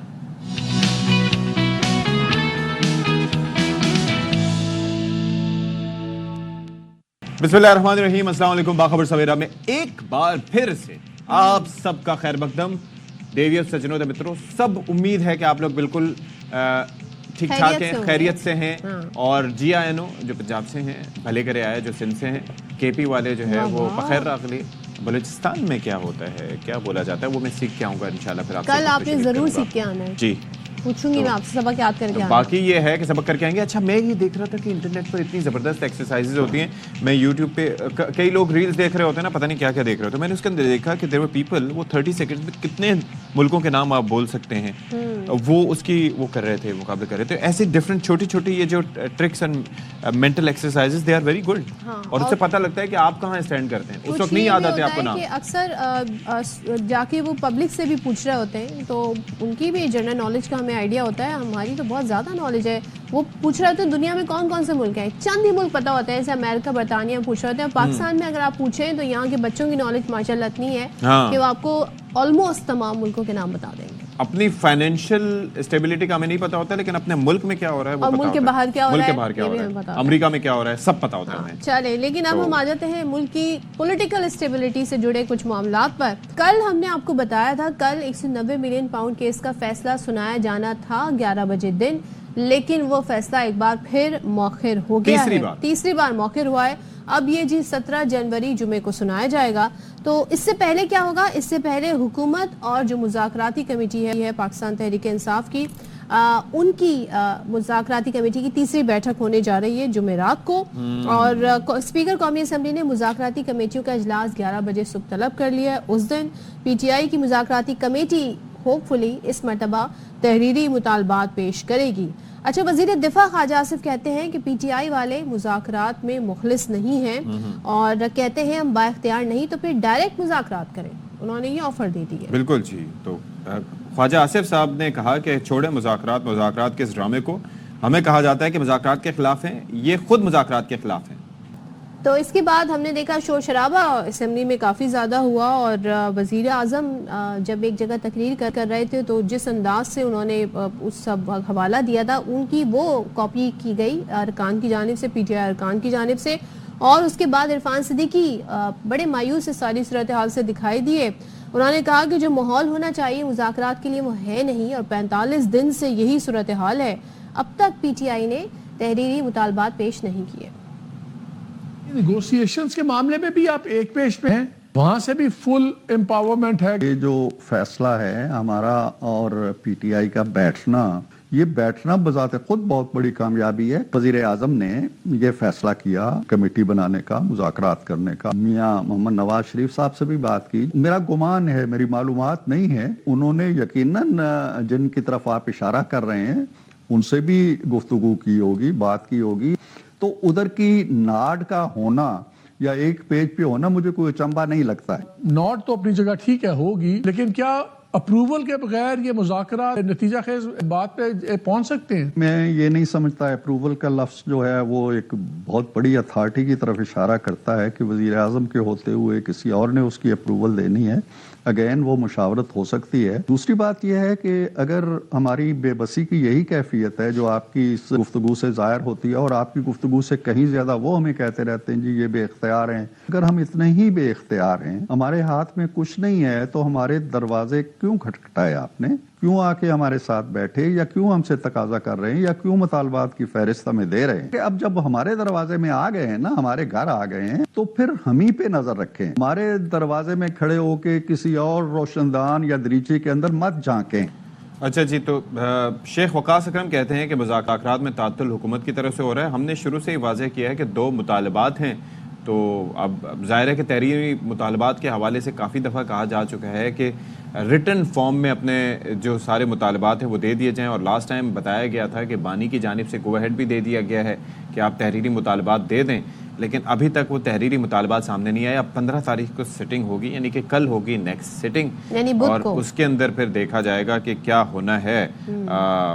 इस हवाले से डिसीजन के मुतालबात दिए जाते हैं या नहीं दिए जाते, लेकिन बयानबाजी बहुत हो रही है। इस सारी सूरत हाल में जो असेंबली में कल हमने सारी हंगामा आराई देखी, अपोजिशन का जो रवैया था, फिर जो ख्वाजा आसिफ की तरफ से भी जो जुमले अदा किए गए, जिस तरीके से वो तुंदो तेज़ बयान दे रहे हैं, सो ये सिलसिला दोनों जानिब से जारी है। मुज़ाकराती कमेटी की जब बैठक होती है तो वो बाहर आते हैं तो बड़े खुशगवार अंदाज में सारी सूरत हाल बताते हैं कि बड़ी अच्छी मीटिंग हुई है, लेकिन मामलात आगे बढ़ ही नहीं रहे। ऐसा लग रहा है कि पैरेलल अलग अलग मामलात बढ़ेंगे कैसे जब तक तहरीरी मुतालबात पेश नहीं किए जाएंगे। सो ये तमाम तर सूरत हाल है। तो अजीब ही सिलसिला है और इस हवाले से ज़ाहिर है कि हम कोशिश करेंगे कि मज़ीद बात करें। हमारे साथ इस वक्त मौजूद हैं पाकिस्तान मुस्लिम लीग नून की रहनुमा doctor Shizra Mansab Ali. Thank you so much for your time Shizra साहिबा। ये ज़रा फरमाइएगा कि इस वक्त हो क्या रहा है कि हम ये डिस्कस कर रहे थे कि मुज़ाकराती टीमें आपस में बैठती हैं, एक तो उनके मैंडेट और उनके एम्पावरमेंट के हवाले से भी बात होती है, दूसरा उसके अलावा बयानबाजी का सिलसिला किसी तौर नहीं रुक रहा, हुकूमत हो या अपोजिशन दोनों की तरफ से। तो क्या साजगार मुज़ाकरात इसमें बामायनी मुज़ाकरात हो सकते हैं ऐसी सूरत में? जी बहुत शुक्रिया। देखिए, पहली बात एम्पावरमेंट की अगर हम बात करें तो तमाम पार्टीज, जितनी भी पार्टीज पॉलिटिकल इस वक्त मौजूद हैं पाकिस्तान में और पार्लियामेंट में, उन सब के रिप्रेजेंटेटिव हुकूमत की तरफ से दिए गए हैं, जो हुकूमत की इत्तेहादी हैं, और बहुत सीजन सियासतदान हैं उसमें बैठे हुए, और पीटीआई की तरफ से भी उनके जो ओहदेदारान हैं वो सारे उस कमेटी में हैं। अब अगर पाकिस्तान के सियासी मंजरनामे के अंदर हम कहें कि तमाम पार्टीज के इतने सीजन पॉलिटिशियंस बैठे और ये कमेटी एम्पावर्ड नहीं, तो मेरा ख्याल ये बहुत अफसोसनाक बात होगी। इसलिए डेफिनेटली कमेटी एम्पावर्ड है। दूसरी बात आ गई बयानात की, तो पीटीआई की तरफ से जो इस वक्त तक रवैया दिखाया गया है, मसलन कि उन्होंने साथ ही साथ कमेटी दी, साथ ही साथ उन्होंने मुज़ाकरात का पेशकश की, बहुत देर के बाद उन्होंने बल्कि खुद पेशकश की। पहले तो वो मानते ही नहीं थे कि हमने सियासी लोगों के साथ बात करनी है। फिर उन्होंने साथ साथ सिविल नाफरमानी की कॉल भी जारी रखी है, साथ साथ अपने ट्विटर हैंडल के ऊपर जो इनके साबका चेयरमैन है वो बहुत सख्त और इस किस्म की बातें कर रहे हैं प्राइम मिनिस्टर ऑफ पाकिस्तान के बारे में, फिर माजी के हवाले देते हैं और इस किस्म की वो बातें करते हैं जो कि मैं यहाँ पे दोहराना नहीं चाहती, लेकिन जो कि लगता नहीं है कि वो मुज़ाकरात को कामयाब करना चाहते हैं या कामयाब करके आगे लेके जाना चाहते हैं। फिर जाहिर है कि हुकूमती बेंचेस की तरफ से भी उसका जवाब दिया जाता है। लेकिन जहां तक कमेटी का सवाल है, तो कमेटी में जो पहले दिन TORs तय हुए थे, एक तो उसमें ये लिखा गया था कि बाहर इस कमेटी रूम से बाहर होने वाली किसी भी डेवलपमेंट को कमेटी के मुज़ाकरात पे असरअंदाज नहीं होने दिया जाएगा। अगर ऐसा ही होता है तो फिर मैं समझती हूँ कि अगर अच्छे खुले जहन के साथ, खुले दिल के साथ इन मुज़ाकरात को आगे लेके चलते हैं तो उनका यकीनन मुस्बत नतीजा निकलना चाहिए। आप मुस्बत नतीजे की बात कर रही हैं शिज़रा साहिबा, आपने कहा कमेटी एम्पावर्ड है, कमेटी वाकईतन एम्पावर्ड होगी, लेकिन दूसरी तरफ से जो डिमांड वो कर रहे हैं और जिस बारे में वो कह रहे हैं कि आप लोग बाख्तियार नहीं है, वो मामला तो आपकी जुरिस्डिक्शन में नहीं आते, वो सियासतदानों का मैंडेट ही नहीं है। वो कह रहे हैं असीरान की रिहाई, वो कह रहे हैं बानी की रिहाई। सो कमेटी ये कैसे करेगी? ये काम तो अदालत ने करना है, इसमें तो आप एम्पावर्ड नहीं। देखिए, जहां तक तो कोई ऐसे क्रिमिनल केसेस हैं जो अदालतों में चल रहे हैं, जो कि जुडिशल सिस्टम के थ्रू गुजर के तो उनका फैसले होने हैं, डेफिनेटली उसमें तो हुकूमत एम्पावर्ड नहीं है। हुकूमत तो ये नहीं कह सकती कि हमने फैसला कर लिया आज। इस तरह तो तमाम फिर जितने पीटीआई का ही नारा था कि दो नहीं एक पाकिस्तान, तो आज अगर एक पाकिस्तान है और तमाम जो कैदी हैं जिनके ऊपर क्रिमिनल केसेस हैं उनको एक ही तरह से ट्रीट करना है, तो फिर हुकूमत अपनी मर्जी से ये डिसाइड नहीं कर सकती या पीटीआई ये डिसाइड करके हमें नहीं दे सकती कि हम इन कैदियों की रिहाई करते हैं। तो मैं समझती हूँ कि इनकी तरफ से भी डिमांड्स वो आने चाहिए जिनके लिए पाकिस्तान अवाम की बेहतरी हो। मसलन कि ये वकास कहते हैं हमारी जो दो डिमांड्स हैं इनको पता है, तो फिर ये बार बार हमसे क्यों इसका तकाजा करते हैं? तो आपने कह दिया जी हम ये कर नहीं सकते, डिमांड इनकी ये है, तो मुज़ाकरात कहाँ पहुंचेंगे? फिर मुज़ाकरात बेनतीजा रहेंगे। देखिए, अगर हम बाहर ही बैठ के डिसाइड कर लेंगे कि मुज़ाकरात कहाँ पहुंचेंगे, या ये बाहर से ही कहेंगे कि क्योंकि हमने प्रेस कॉन्फ्रेंसेस में या इधर उधर ये बातें की हुई हैं, तो इनको पता होना चाहिए मुज़ाकरात इस तरह आगे नहीं चलते, ना ही डेडलाइन से आगे चलते हैं। जो इन्होंने डेडलाइन भी दे रखी है कि अगर ये हमारी दो डिमांड्स इस मीटिंग में पूरी ना हुई तो फिर जो है ये हमारी डेडलाइन है उसके बाद नहीं होगी। तो इस तरह मुज़ाकरात नहीं चलते। इस तरह पीटीआई को भी अपनी नीयत दिखानी पड़ेगी कि सिर्फ मुज़ाकरात का कह देना ही नीयत नहीं होती।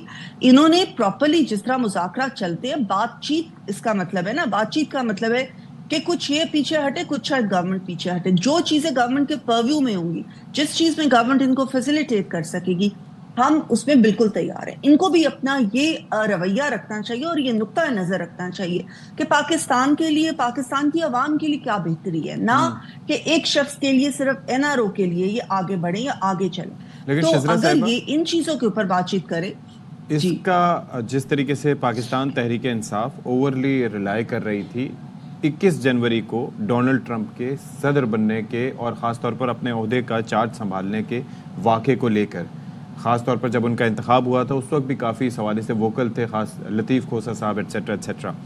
अब इस वक्त और एक फ़ोन कॉल का इंतज़ार किया जा रहा था और कहा जा रहा था कि मुमकिन तौर पर वो अभी भी कर रहे हैं।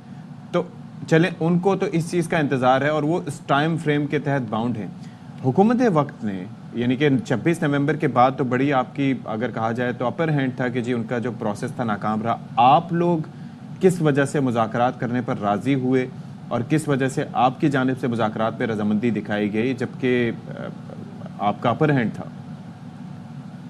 बिल्कुल आपने सही कहा कि इन्होंने अपने तमाम हरबे इस्तेमाल कर लिए थे। इनकी स्ट्रीट पावर की तरफ से भी ये फेल हो चुके थे। ना सिर्फ ये कि लोग निकले नहीं, किसी भी सूबे से केपीस में इन्होंने अपने रिसोर्सेज यूज करके लोगों को निकाला और उसके बाद उनको बीच में ही छोड़ के इनकी तमाम लीडरशिप या तो निकली ही नहीं या भाग गई।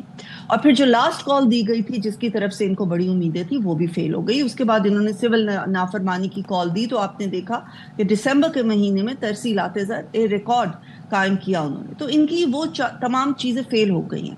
हुकूमत ये समझती है कि जब तक हमने बहुत मेहनत करके माशी इस्तेकाम इस मुल्क में लाया, लेकिन साथ साथ सियासी इस्तेकाम का होना भी जरूरी है। और हुकूमत होने के नाते हम ये समझते हैं कि हमारी रिस्पॉन्सिबिलिटी है कि अपोजिशन को भी साथ लेके चला जाए ताकि पार्लियामेंट को मजबूत किया जाए और जो है डेमोक्रेसी उसको मुस्तहकम किया जाए। इसलिए हुकूमत ने ना सिर्फ आज की ये बात नहीं है, हमेशा से ये ऑफर की है पीटीआई को, ऑपोजिशन को। जब हम ऑपोजिशन में थे, गवर्नमेंट में थे, तभी भी ऑफर की कि तमाम सियासी कुव्वतों को आपस में मिल के आगे चलना चाहिए।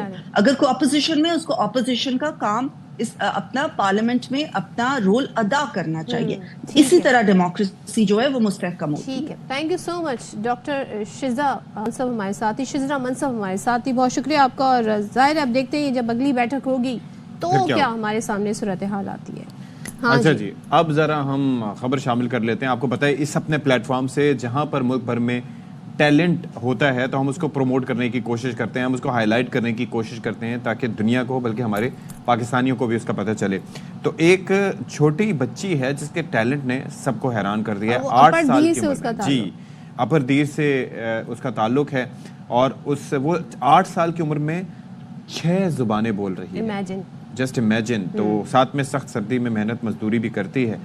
तो जमील खान रुगानी इस पर रिपोर्ट कर रहे हैं। समंदर से 10,000 फीट बुलंदी पर वाक़ई बर्फ पोश वादी लवारी टाप में रहने वाली छोटी बच्ची शमाइला, जो छोटी उम्र में मेहनत मजदूरी करके घर का सहारा बनी हुई है। ये सारी लैंग्वेजेस मैंने अपने बाबा से सीखी। All languages I learn of my father, so I don't go to school. मैं स्कूल नहीं गई हूँ। लैंग्वेजेस मैंने इसको घर में सिखाई हैं, किसी इंस्टीट्यूट या किसी जगह पे नहीं की है। और जो जदीद तरीन हमारे मीडिया का जो तरीका है, जो इंटरनेट है, उस लेवल से चीज़ें डाउनलोड करता हूँ। यूएसबीज़ में मुख्तलिफ चीज़ों से जो साइंटिफिक मेथड्स हैं वह इस्तेमाल करता हूँ और उनको वो चीज़ें प्रैक्टिकली दिखाता हूँ। पेशावर से ताल्लुक़ रखने वाली शमाइला अपने बाप के साथ रेहड़ी पर दाल चन्ने और रेवड़ी बेचती है और सियाहों को पुश्तो, सराइकी, उर्दू, पंजाबी, इंग्लिश और चाइनीज़ बोलकर हैरान कर देती है। मैंने जब देखा तो मैं हैरान होएगा कि यार कोई बच्चा जो है ना वो स्कूल भी नहीं गया और उनके पास इतना टैलेंट है। वालिद का कहना है कि शमाइला को घर पर ही ये ज़बानें सिखाई गई है और इसमें बहुत टैलेंट छुपा हुआ है, लेकिन गुर्बत की वजह से अच्छी तालीम देना इनके लिए मुयस्सर नहीं। कैमरामैन सुलेमान के साथ जमील खान रोगानी, ARY न्यूज़, अपरदीर। क्या बात है, कितनी टैलेंटेड बच्ची है ये। और आप सोचें कि अगर आप चाहें तो आप 1 नहीं, 2 नहीं, 3 नहीं, कितनी ज़बानें सीख सकते हैं। वैसे मेरा 2025 का जो रेजोल्यूशन है वो ये कि मैंने एटलीस्ट 2 ज़बानें सीखनी है वक्त निकाल के इंशाल्लाह। कौन कौन सी? मैंने अरबिक और फ्रेंच, ये 2 ज़बानें सीखनी। मैंने स्पेनिश सीखनी है और चाइनीज। ओके, चले देखते हैं पहले कौन ये काम पूरा कोशिश करते हैं जी। अच्छा जी, अब जिस एक और टॉपिक चीज पे है हम जा रहे हैं, जो बचपन से हम सुनते आ रहे हैं सदफ, कि तंदुरुस्ती हज़ार नेमत है। तंदुरुस्ती 1000 नेमत है। और अगर इंसानों की एवोल्यूशन को हम देखें तो हम पहले हंटर गैदरर्स, फिर फॉरेजर्स थे, यानी पहले शिकार करते थे फिर खाते थे। अब जरूरी नहीं है कि शिकार आसानी से मिल जाए। तो ये जो कॉन्सेप्ट है ना 3 वक्त का खाना, ये कहाँ से आया है, ये मेरे लिए जानना बड़ा इंटरेस्टिंग है, क्योंकि जब रमज़ान आते हैं, हम रोज़े रखते हैं, तो हमें जो फास्टिंग के बारे में जो उसके फ़वाइद बताए जाते हैं वो ये बताए जाते हैं कि आपकी बॉडी रिपेयर होती है। जितनी देर आपका स्टमक खाली रहता है, आपके सेल रिपेयर होते हैं और बहुत सारे आपके अंदर पॉजिटिविटी बढ़ती है, टॉक्सिन्स रिलीज होते हैं। इतना खाना डेली जो हम 3 वक्त खा रहे हैं, क्या हमें 3 वक्त खाना चाहिए? और ये कहाँ से ये सिलसिला शुरू हुआ? खाना क्या चाहिए, खाना खाते हुए किन चीज़ों को मद्देनजर रखना चाहिए? तो आज इस पे हम बात करेंगे। और आप ये देखिए कि ये बिल्कुल आपने सही कहा कि वो जब शिकार करने का दौर होता था तो उस वक्त फिर मेरे ख्याल में कच्चा पक्का ही खाते होंगे और पकाने का रिवाज बाद में आया। पकड़ना, उसे पकाना और फिर खाना, पूरा दिन निकल जाता है। एट टाइम शुरू में तो बिल्कुल पकाते भी नहीं होंगे, बाद में उन्हें पता चला होगा कि पकाना भी होता है, तो फिर 2 टाइम मेरे ख्याल में या 1 टाइम या जब मिल गया तो खा लिया, उसके बाद फिर देख लिया जैसे बाकी एनिमल्स वगैरह करते हैं। लेकिन अब ये सिलसिला है कि हमने एक लाजिम व मलजूम बना लिया है कि हमने 3 वक्त का खाना खाना ही है। तो क्या ये ठीक है, या इसके अंदर क्या इस दौर के हिसाब से हम क्या तब्दीलियां ला सकते हैं? हमारे साथ मौजूद हैं स्टूडियोज में माहिर ग़िज़ाइयत हिना अनीस साहिबा। अस्सलाम वालेकुम, क्या हाल है? मैं बिल्कुल ठीक हूँ, आप कैसे हैं? अल्हम्दुलिल्लाह। तो ये टॉपिक तो मुझे बहुत पसंद है, क्योंकि इस टॉपिक में 2 स्कूल ऑफ थॉट्स हैं कि 3 वक्त खाना चाहिए, दूसरी स्कूल ऑफ थॉट है कि 2 वक्त खाना चाहिए, और तीसरी जो कि मेरी स्कूल ऑफ थॉट है कि 1 वक्त खाना चाहिए। और एक और स्कूल ऑफ थॉट है, बल्कि 2 स्कूल ऑफ थॉट है। एक कहते हैं कि खाने के लिए जिंदा रहना चाहिए, दूसरा है कि जिंदा रहने के लिए। चलिए तो हम पहले जरा जिंदा रहने के लिए खाना चाहिए, इससे स्टार्ट करते हैं। 3 वक्त का खाना जरूरी है? बिल्कुल जरूरी नहीं है 3 वक्त का खाना। क्या है 3 वक्त? अच्छा, 3 वक्त के खाने से सुबह का नाश्ता, दोपहर का लंच और रात का डिनर प्लस 2 स्नैकिंग। ये जो आई है ना, ये जो एक सिस्टम बना है पूरी दुनिया में, हमने सुना है mid morning and mid evening snacks, ये सरासर गलत है। देखें, मैं फार्मास्यूटिकल कंपनीज को नहीं कह रही, बट ये बिग फार्मा गेम है हमें बीमार करने का। अगर हम बीमार नहीं होंगे तो वो दवाइयाँ कैसे बिकेंगी? ठीक है, डायबिटीज़ की दवाई इस वक्त, ग्लूकोज कंट्रोल करने की दवाई पूरे वर्ल्ड में सबसे ज़्यादा सेल है। 2nd नंबर पे सेल है कोलेस्ट्रॉल कम करने की दवाई की, ठीक है ना, और ब्लड प्रेशर कम करने की। तो ये जो 6 दफ़ा या 5 दफ़ा हम बार बार खा रहे हैं ना, ये दवाइयों की सेल इसी वजह से तो बढ़ रही है, क्योंकि हमारी बॉडी, अगर हम भूख के लम्हे में उसमें रहते हैं, भूख की स्टेज में, तो एक हार्मोन रिलीज करती है जिसको सिरोटोनिन कहते हैं, ठीक है, सेरोटोनिन नहीं, सिरोटोनिन कहा जाता है। वो हार्मोन क्या करता है? इन्फ्लेमेशन यानी दर्द और सूजिश को कम करता है, कैंसर सेल को अंदर खुद ही खा जाता है, ठीक है ना, एंटी एजिंग है यानी आपकी स्किन को भी अच्छा करता है और ऑर्गन्स को भी आपके एज होने से रोकता है, ठीक है, तो और एक्टिविटी और एनर्जी को इंक्रीज करता है। वो हार्मोन कब रिलीज होता है?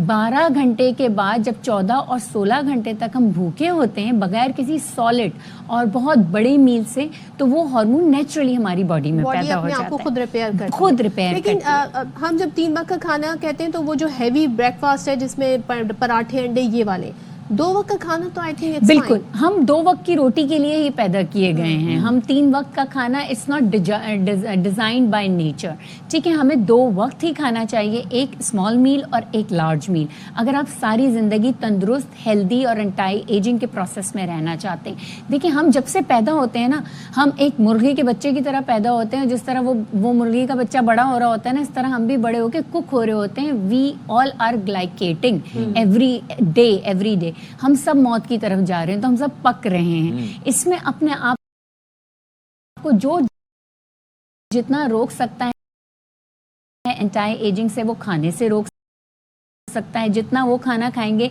जो आपको ज्यादा ग्लाइकेट करेगा, ज्यादा जल्दी कुक करेगा, तो आपकी हेल्थ उतनी जल्दी खराब होगी। दूसरा है ना, एक और चीज़ है कि आजकल मैं मार्केट्स वगैरह में जाता हूँ, या जो चीज़ आप दें, मिसाल के तौर पर अगर आपने मशरूम्स लेने हैं या इवन ये कि ऑलिव्स लेने हैं, या हर चीज़ अगर आप उनकी उस पे प्रोसेसिंग के हिसाब से जाए तो हर चीज ही आपको प्रोसेस दस्तयाब है, इवन उन चीजों को जो आप समझते हैं कि अच्छी हैं, तो बंदा जाए तो कहाँ जाए? देखिए, फॉर्चुनेटली कि हमारी कंट्री में ये सारी चीजें ऑर्गेनिक बनती हैं। हम सब्जी वालों से ठेले से खुली चीजें लें, कंपैरेटिवली डिब्बा, बोतल और पैकेट में बन सस्ती भी मिलेंगी, ठीक है ना, इकोनॉमिकली भी है। और हम कम खाएंगे तो मरेंगे नहीं, हम ज्यादा लंबा जिएंगे। ज्यादा खाने से इंसान मरता है, कम खाने से नहीं मरता। अच्छा, जो दूसरी स्कूल ऑफ थॉट है जिसमें ब्रेकफास्ट, 1 मील, 1 मील आ जाए, 1 meal 1 good snack, either it's a breakfast or it's lunch. मैं अपनी स्कूल ऑफ थॉट बताऊं तो मैं ये उन लोगों के लिए बात करती हूँ जो लेबर तबका नहीं है और जो स्टूडेंट नहीं है, बच्चों के लिए मैं बात नहीं कर रही, ठीक है। I am not talking about बच्चे टिल टीनेजर्स, मैं उनके लिए बात नहीं कर रही। आफ्टर 20s में ये बात कर रही हूँ, आफ्टर 25 में ये बात कर रही हूँ कि आपको 2 मील्स लेनी चाहिए, जिसमें एक होनी चाहिए आपका लेट ब्रेकफास्ट और एक होना चाहिए अर्ली डिनर। ये मैं बात कर रही हूँ 25 से लेके ऑनवर्ड्स लोगों के लिए, मैं 25 से पहले लोगों के लिए ये बात ही नहीं कर रही। कुछ 25 वाले भी ऐसे होंगे जो कि हाईली एक्टिव लोग होंगे, एथलीट्स होंगे, स्पोर्ट्समैन होंगे, उनकी नीड्स अलग है, उनकी कैलोरिक रिक्वायरमेंट अलग है, तो उनको 2 से 3-4 दफ़ा भी लिया जा सकता है उनके लिए। मजदूरों की रिक्वायरमेंट अलग है, बच्चों की रिक्वायरमेंट अलग है, स्पोर्ट्स पर्सन की रिक्वायरमेंट अलग है, तो उनको ज़रूर सुबह का नाश्ता लेना चाहिए और उसमें बैलेंस लेना चाहिए। प्रोटीन अच्छे होने चाहिए, मीन्स अंडे की शक्ल में, दाल की शक्ल में, कबाब की शक्ल में, बीन्स की शक्ल में, और इसके साथ कार्बोहाइड्रेट हेल्दी होनी चाहिए, फ्रूट्स की शक्ल में, ओट्स की शक्ल में, जौ जई बाजरा की शक्ल में। तो ये एक हेल्दी लाइफस्टाइल है। जौ जई बाजरा, हाँ, जौ जई हजम बाजरा करना बहुत मुश्किल है। नहीं, अगर आप आटे की शक्ल उसको ले लें और छोटी रोटी से आपका पेट भर जाता है। बनती है उसकी नहीं, अब तो आसानी से बाजरे की रोटी बनाने के लिए भी एक टेक्निक है, और इस वेदर में तो बाजरा बहुत अच्छा है। अगर आप ब्रेकफास्ट में लेते हैं तो पूरा दिन आपकी बॉडी में एक अच्छी एनर्जी रहती है, गुड सोर्स ऑफ कार्बोहाइड्रेट्स है एंड गुड प्रोटीन और फैट्स भी उसमें शामिल है। बाजरा बेक हो सकता है? बाजरा बेक मुझे नहीं लगता इतना, नहीं, बाजरे का आटा बेक नहीं हो सकता। सोरगम है, ओट डाल के तो बना लेते हैं ना ब्रेड। सोरगम है, सोरगम जिसको ज्वार और जई, ठीक है ना, फॉक्सटेल, ये दोनों बेक हो जाते हैं। सोरगम बहुत आसानी से, बकव्हीट भी। साइड ये बाजरा जो है मतलब थोड़ा मुश्किल होता है आपको खाना, हजम करना? नहीं, हजम करना भी इतना मुश्किल नहीं होता अगर आप दिन में खाएं। अब रात के वक्त आप 2 बाजरे की रोटियां खा के आप बिस्तर पे सीधा चले जाएंगे तो वो तो किसी को भी हजम 3 घंटे पहले खाना खा लें, कम से कम सोने से 3 घंटे पहले, बिल्कुल, ताकि आपकी बॉडी रेस्ट पे रहे। हमें खाना खाने के लिए पैदा नहीं किया गया। अब जो आपने बात की ना, हमें खाने के लिए नहीं जीना चाहिए, जीने के लिए खाना चाहिए। ये जई क्या चीज है? जई इट्स अ ग्रेन, एक ग्रेन है, हाँ, बहुत अच्छा, बिल्कुल मिलता है।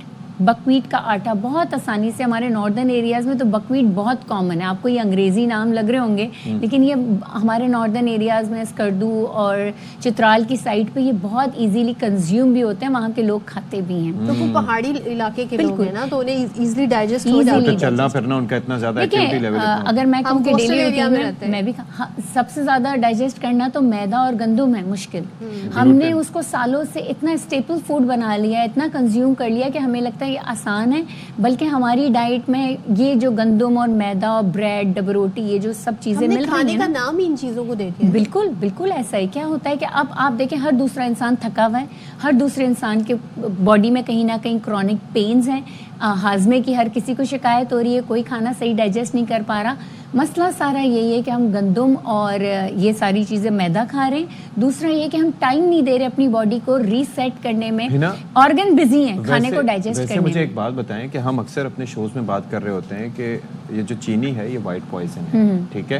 एट टाइम्स ये जो नमक तो ऑलरेडी फ्लैश हो जाता है अगर आप ज्यादा भी खा लें, लेकिन उसके मसाइल भी जो पैदा होते हैं वो चीनी की वजह से होते हैं, शुगर की वजह से। बिल्कुल, देखिए, लेकिन एक चीज मैं कहूँगा, ये क्या वजह है उसके बावजूद कि ये जगह जगह मिठाइयाँ को मुंह मीठा करो, ये खाओ, कोई मौका है तो मिठाइयों की दुकानों पर रिलेट कर दिया। मौके पे मिठाई लानी चाहिए। मौके पे देखिए, अगर मिठाई को आप खुशी से रिलेट करते हैं, okay, that is fine, but वो सेलिब्रेशन से रिलेट करते हैं, every day is okay, it's once in a blue moon.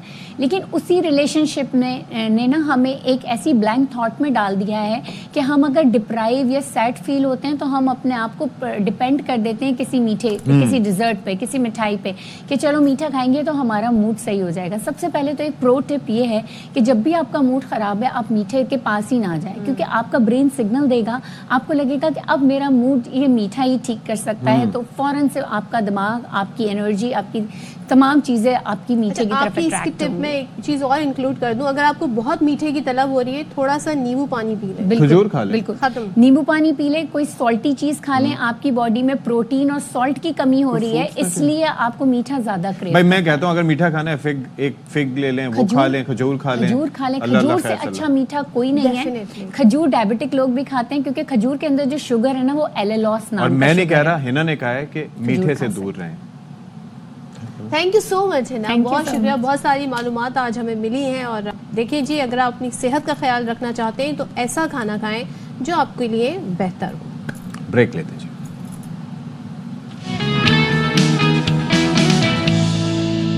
Welcome back once again. बात करेंगे खेलों की, तो खेल सिर्फ क्रिकेट नहीं है, बहुत कुछ हो रहा है दीगर खेलों में भी। तो आज हमारे मेहमान हैं कौमी स्नूकर स्टार मोहम्मद आसिफ, जिन्होंने हाल ही में सार्क स्नूकर चैंपियनशिप जीती है। कोलंबो में होने वाली चैंपियनशिप में मोहम्मद आसिफ ने शानदार कारकर्दगी दिखाई और इवेंट में नाकाबिले शिकस्त रहे। और बिल्कुल जी, श्रीलंका के क्यूएस्ट के खिलाफ फाइनल में भी मोहम्मद आसिफ छाए रहे और कोई फ्रेम ड्रॉप किए बगैर सिफर के मुकाबले में 5 से मैच अपने नाम किया। और 2 माह पहले नवंबर में तीसरी बार वर्ल्ड स्नूकर चैंपियनशिप का टाइटल जीता था। उस दौरान भी हमारी उनसे बात हुई थी। अभी हमारे साथ मौजूद हैं Mohammad Asif. Asif, thank you so much brother. World title के बाद सार्क चैंपियनशिप में कामयाबी मुबारक हो। अच्छा, ये आपके लिए मैं ये देख रहा था कि ये आपने कोई फ्रेम भी आपने ड्रॉप नहीं किया। हालांकि वो प्लेयर्स भी एक्सपीरियंस्ड होंगे और सारा कुछ होंगे, लेकिन इतना आसान कैसे रहा ये सफ़र आपके लिए? देखिए जी, सबसे पहले तो इस चीज़ पे अल्लाह ताला का शुक्र अदा करता हूँ कि अल्लाह ताला ने इस कामयाबी से नवाजा। और क्योंकि मैच जो है वो काफ़ी सिचुएशन चेंज होती रहती है मैच में, लेकिन अल्हम्दुलिल्लाह के फाइनल में मैंने श्रीलंका के प्लेयर को 5-0 बीट किया। और उसकी रीज़न सबसे बड़ी ये थी कि मैंने बहुत सारे टाइटल जीते और उसका शायद सेकंड टाइम किसी बड़े अचीवमेंट का फाइनल का खेलना उसका, तो इसलिए वो जो सोच रहा था वैसा नहीं हो सका। और मैं बहुत अच्छा खेला क्योंकि मैं पिछले काफी आसिफ परफॉर्म कर रहा हूँ। आसिफ, आपको इंटरप्ट करूंगी, थोड़ा आपकी आवाज़ हमें ठीक से नहीं आ रही है। हम कोशिश करेंगे कि आपको दोबारा इस हवाले से कनेक्ट करें, क्योंकि ज़ाहिर है हम जानना चाहते हैं भाई, इतनी ज़बरदस्त तरीके से इन्होंने और इतनी डोमिनेट परफॉर्मेंस। एक तो ये होता है कि मुकाबला कोई आगे से हो और अपने हरीफ को भी टफ टाइम दिया है, तो कैसे, और फिर इनकी प्रैक्टिस के बारे में पूछेंगे, कितना टाइम देता है और हर चीज़ के लिए, हर स्किल को पॉलिश करने के लिए उस पर काम करना बड़ा ज़रूरी होता है। तो इससे पहले भी हमने देखा था कि वर्ल्ड टाइटल जीता था 2 माह पहले मोहम्मद आसिफ ने। और आसिफ हमारे साथ एक बार फिर। आसिफ, आप कंटिन्यू कीजिएगा और बताइएगा, आप अपनी इस जीत के बारे में बता रहे थे।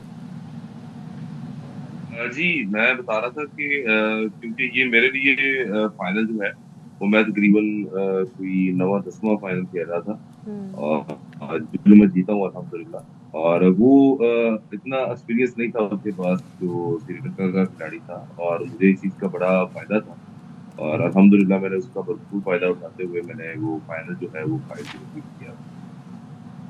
ओके, तो अब ये है कि कोई ऐसा हरीफ आपको वहां पर मुकाबले में नजर आया हो कि जो आपने कहा हो कि हाँ जी ही इज गुड, और ये हो सकता है मुझे टफ टाइम दिया लेकिन उसने ना दिया हो, क्योंकि अच्छा बुरा दिन भी तो होता है। देखिए जी, हमारे जी बिल्कुल होता है, कोई शक नहीं है। हमारे अपने ही कंट्री का प्लेयर है नसीम अख्तर, उसका और मेरा सेमीफाइनल आपस में आ गया था।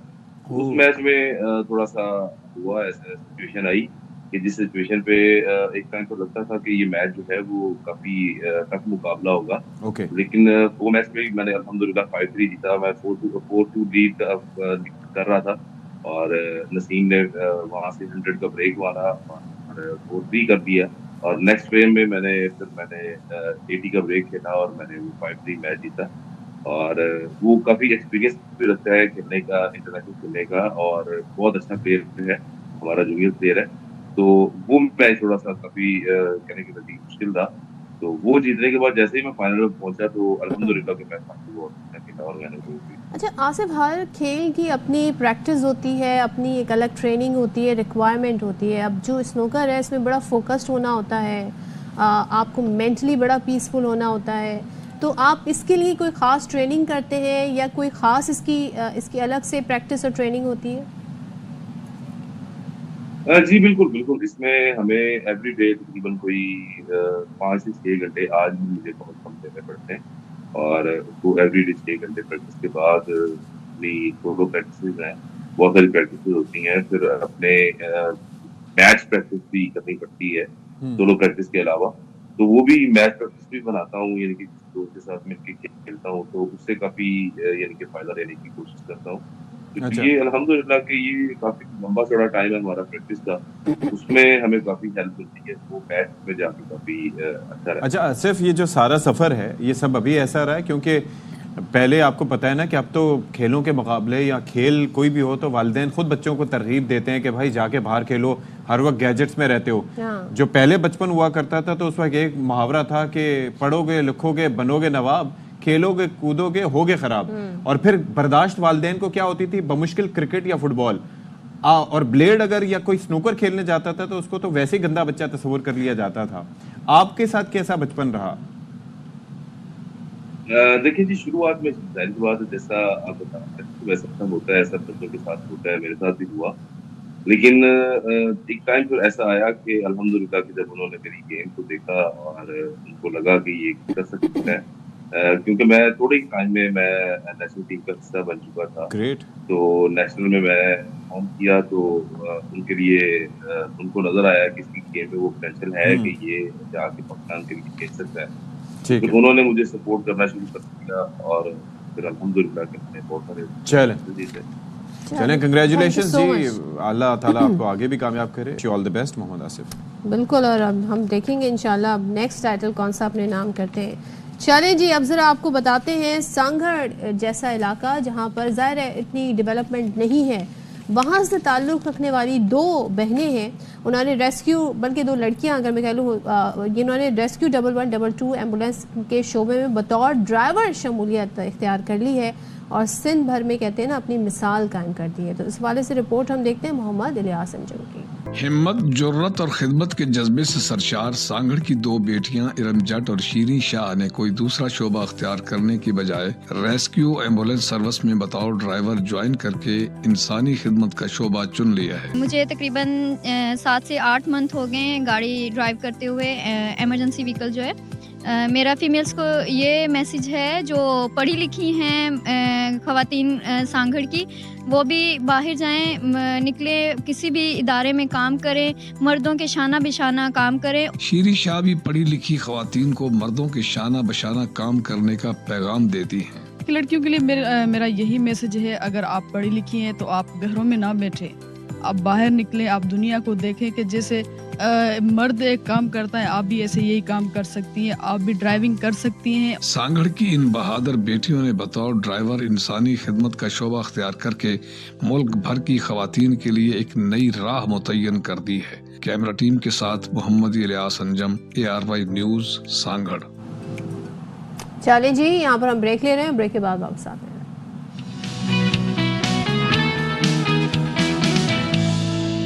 Welcome back once again. और पिछले दिनों आपको याद होगा, बल्कि उस मुख्तलिफ मौक़ों पे इस तरह के वाक़यात हम अक्सर बेशतर आपके सामने लेकर आते हैं। वो ये कि कश्ती डूबने से जो वहाँ पर जाना चाहते थे यूरोप बरास्ता समंदर, वो लोग डूब गए। ऐसे बहुत सारे वाक़यात हम आपके सामने, कंटेनर में दम घुटने से और यूनान में काफ़ी ज़्यादा ये वाक़यात रिपोर्ट होते हैं, जिसमें बहुत सारे पाकिस्तानी भी हैं जो बेहतर मुस्तकबिल, अच्छे रोज़गार की तलाश में गैर कानूनी तरीके से बाहर जाने की कोशिश करते हैं। 25, 30, 40 लाख रुपए देके ये लोग जाते हैं। और आप ये सोचिए कि और उसके अंदर वजह क्या होती है, आसपास के लोगों के जो टेस्टिमनीज होती हैं कि हाँ जी हम तो यहाँ पर बड़े अयाशी कर रहे हैं, यहाँ पर देखो पहुँच गए, शुरू में मुश्किल होता है, उसके बाद ये देखो ये घर ख़रीद लिया आनन फानन, ये गाड़ियाँ देखो, ये अयाशी देखो। उसके बाद फिर ये होता है कि नौजवान रिस्क लेते हैं कि क्योंकि पाकिस्तान में उन्हें लगता है कि ये सब कुछ आसान नहीं है और वाक़तन यहाँ मसाइल अपनी जगह रोज़गार के मसाइल हैं यहाँ पर। तो इस हवाले से अब एडिशनल जज सखर की अदालत ने वज़ीर आज़म, वज़ीर ख़ारजा और वज़ीर दाखिला को 15 जनवरी को इस मामले में तलब कर रखा है। अब क्या इस पर होगा, किस तरीके से मामला हल होगा, ये अलग है, लेकिन इस पर काबू कैसे पाया जाए, इस पर बात कर लेते हैं।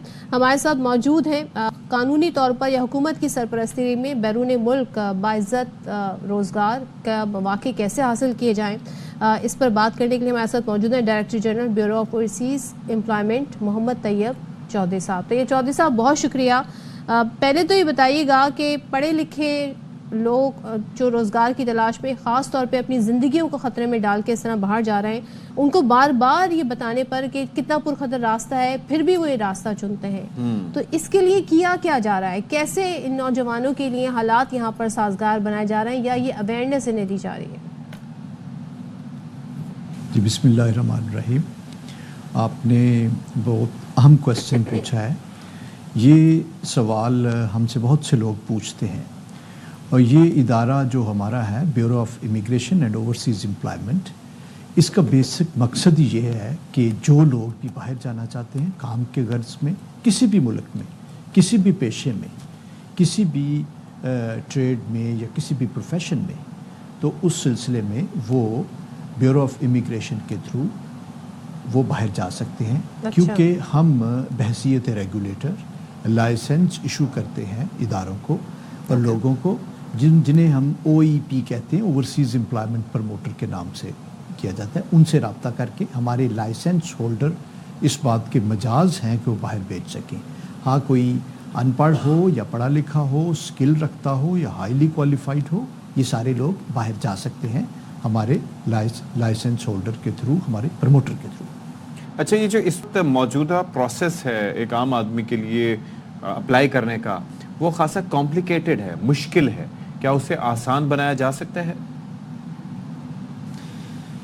नहीं, ये तरीकाकार बिल्कुल मुश्किल नहीं है। कुछ बुनियादी कानूनी रिक्वायरमेंट्स हैं, कुछ इसके तकाजे हैं जो बाहर के मुल्क में, जिस मुल्क ने हमारे लोगों को जॉब के मौके देने हैं, उनके कुछ रिक्वायरमेंट्स होती हैं, वो पूरी करना ज़रूरी है। जिस तरह एक मेडिकल की रिक्वायरमेंट है, ऑब्वियसली कोई सेहतमंद बंदा होगा तो वही जॉब पे जाएगा ना, ठीक है।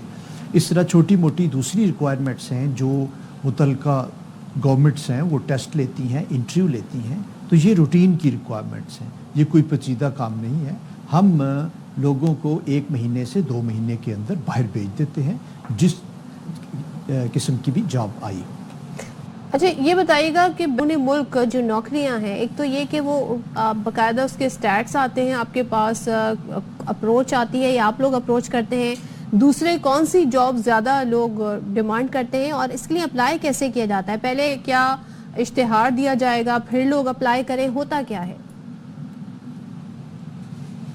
जी, इसका पूरा कानून में तरीक़ाकार वज़ा मौजूद है। जॉब का इश्तिहार कैसे दिया जाता है।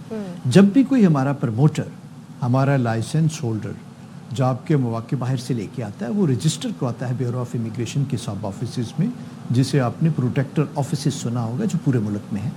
उनमें रजिस्टर करते हैं, उनकी जो डिमांड है उसका जायज़ा लिया जाता है।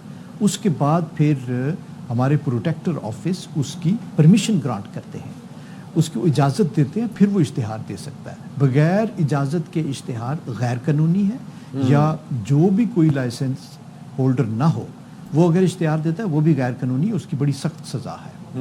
तो और जॉब के मौक़ों का जहाँ तक तल्लक आपने जिक्र किया, जॉब के बहुत मौक़े मौजूद हैं। अच्छा। बशर्त के हमारे लोग कुछ स्किल्स हासिल करें, कुछ सर्टिफिकेशंस लें और इस तरह वो दुनिया के किसी भी मुल्क में जा सकते हैं। अच्छा, एक चीज़ ये भी है मसला कि गैर कानूनी तौर पर काम करने वाले जो एजेंट्स हैं उनकी भरमार है, तो उन्हें लाइसेंस कौन जारी करता है या लाइसेंस उनके पास नहीं होता, और क्या हुकूमती कोई मैकेनिज्म है कि उनको चेक किया जा सके? आपके सवाल से जैसे जैसे वाज़ेह है, गैर कानूनी एजेंट, गैर कानूनी होने के लिए किसी इजाज़त की ज़रूरत नहीं होती। गैर कानूनी वही होता है जिसने इजाज़त न ली हो। हमारे जो टोटल लाइसेंस होल्डर हैं, जो एक्टिव लाइसेंस होल्डर हैं, वो 2700 के करीब हैं जो काम कर रहे हैं और वो कानूनी तरीके से काम कर रहे हैं। उनका इस मुल्क में बड़ा अहम किरदार है, बड़ा अहम कंट्रीब्यूशन है उन लोगों का। और जो गैर कानूनी है वो उनका कोई लाइसेंस नहीं होता, सही। वो लोगों से पैसे बटोरते हैं, लोग उनकी बातों में आ जाते हैं। मैं हमेशा ये कहता हूँ और मीडिया पे भी आके, और हमारी वेबसाइट भी है, जब भी आपको कोई कहे कि मैं आपको बाहर भेजता हूँ, तो आप यकीनन उससे लाइसेंस नंबर पूछें। अच्छा। और वो लाइसेंस हमारी वेबसाइट से वेरीफाई करें, bureau of immigration and overseas employment की वेबसाइट से, या मेरे किसी भी। आपने हमें वेबसाइट बता दी है, लोग इस पर विजिट कर सकते हैं और बाकायदा तौर पर आप रजिस्टर करवाएं अपने आप को, और फिर अगर आपकी मालूमात नहीं इससे आगे बढ़ती है तो फिर आप यहाँ पे शिकायत भी दर्ज करा सकते हैं। तो चलें जी, इसके साथ ही वक्त आन पहुंचा है आपसे इजाजत लेने का। जिंदगी रही तो इंशाल्लाह आपसे फिर मुलाकात होगी। शाद रहिए, ख्याल रखिएगा। अल्लाह हाफिज।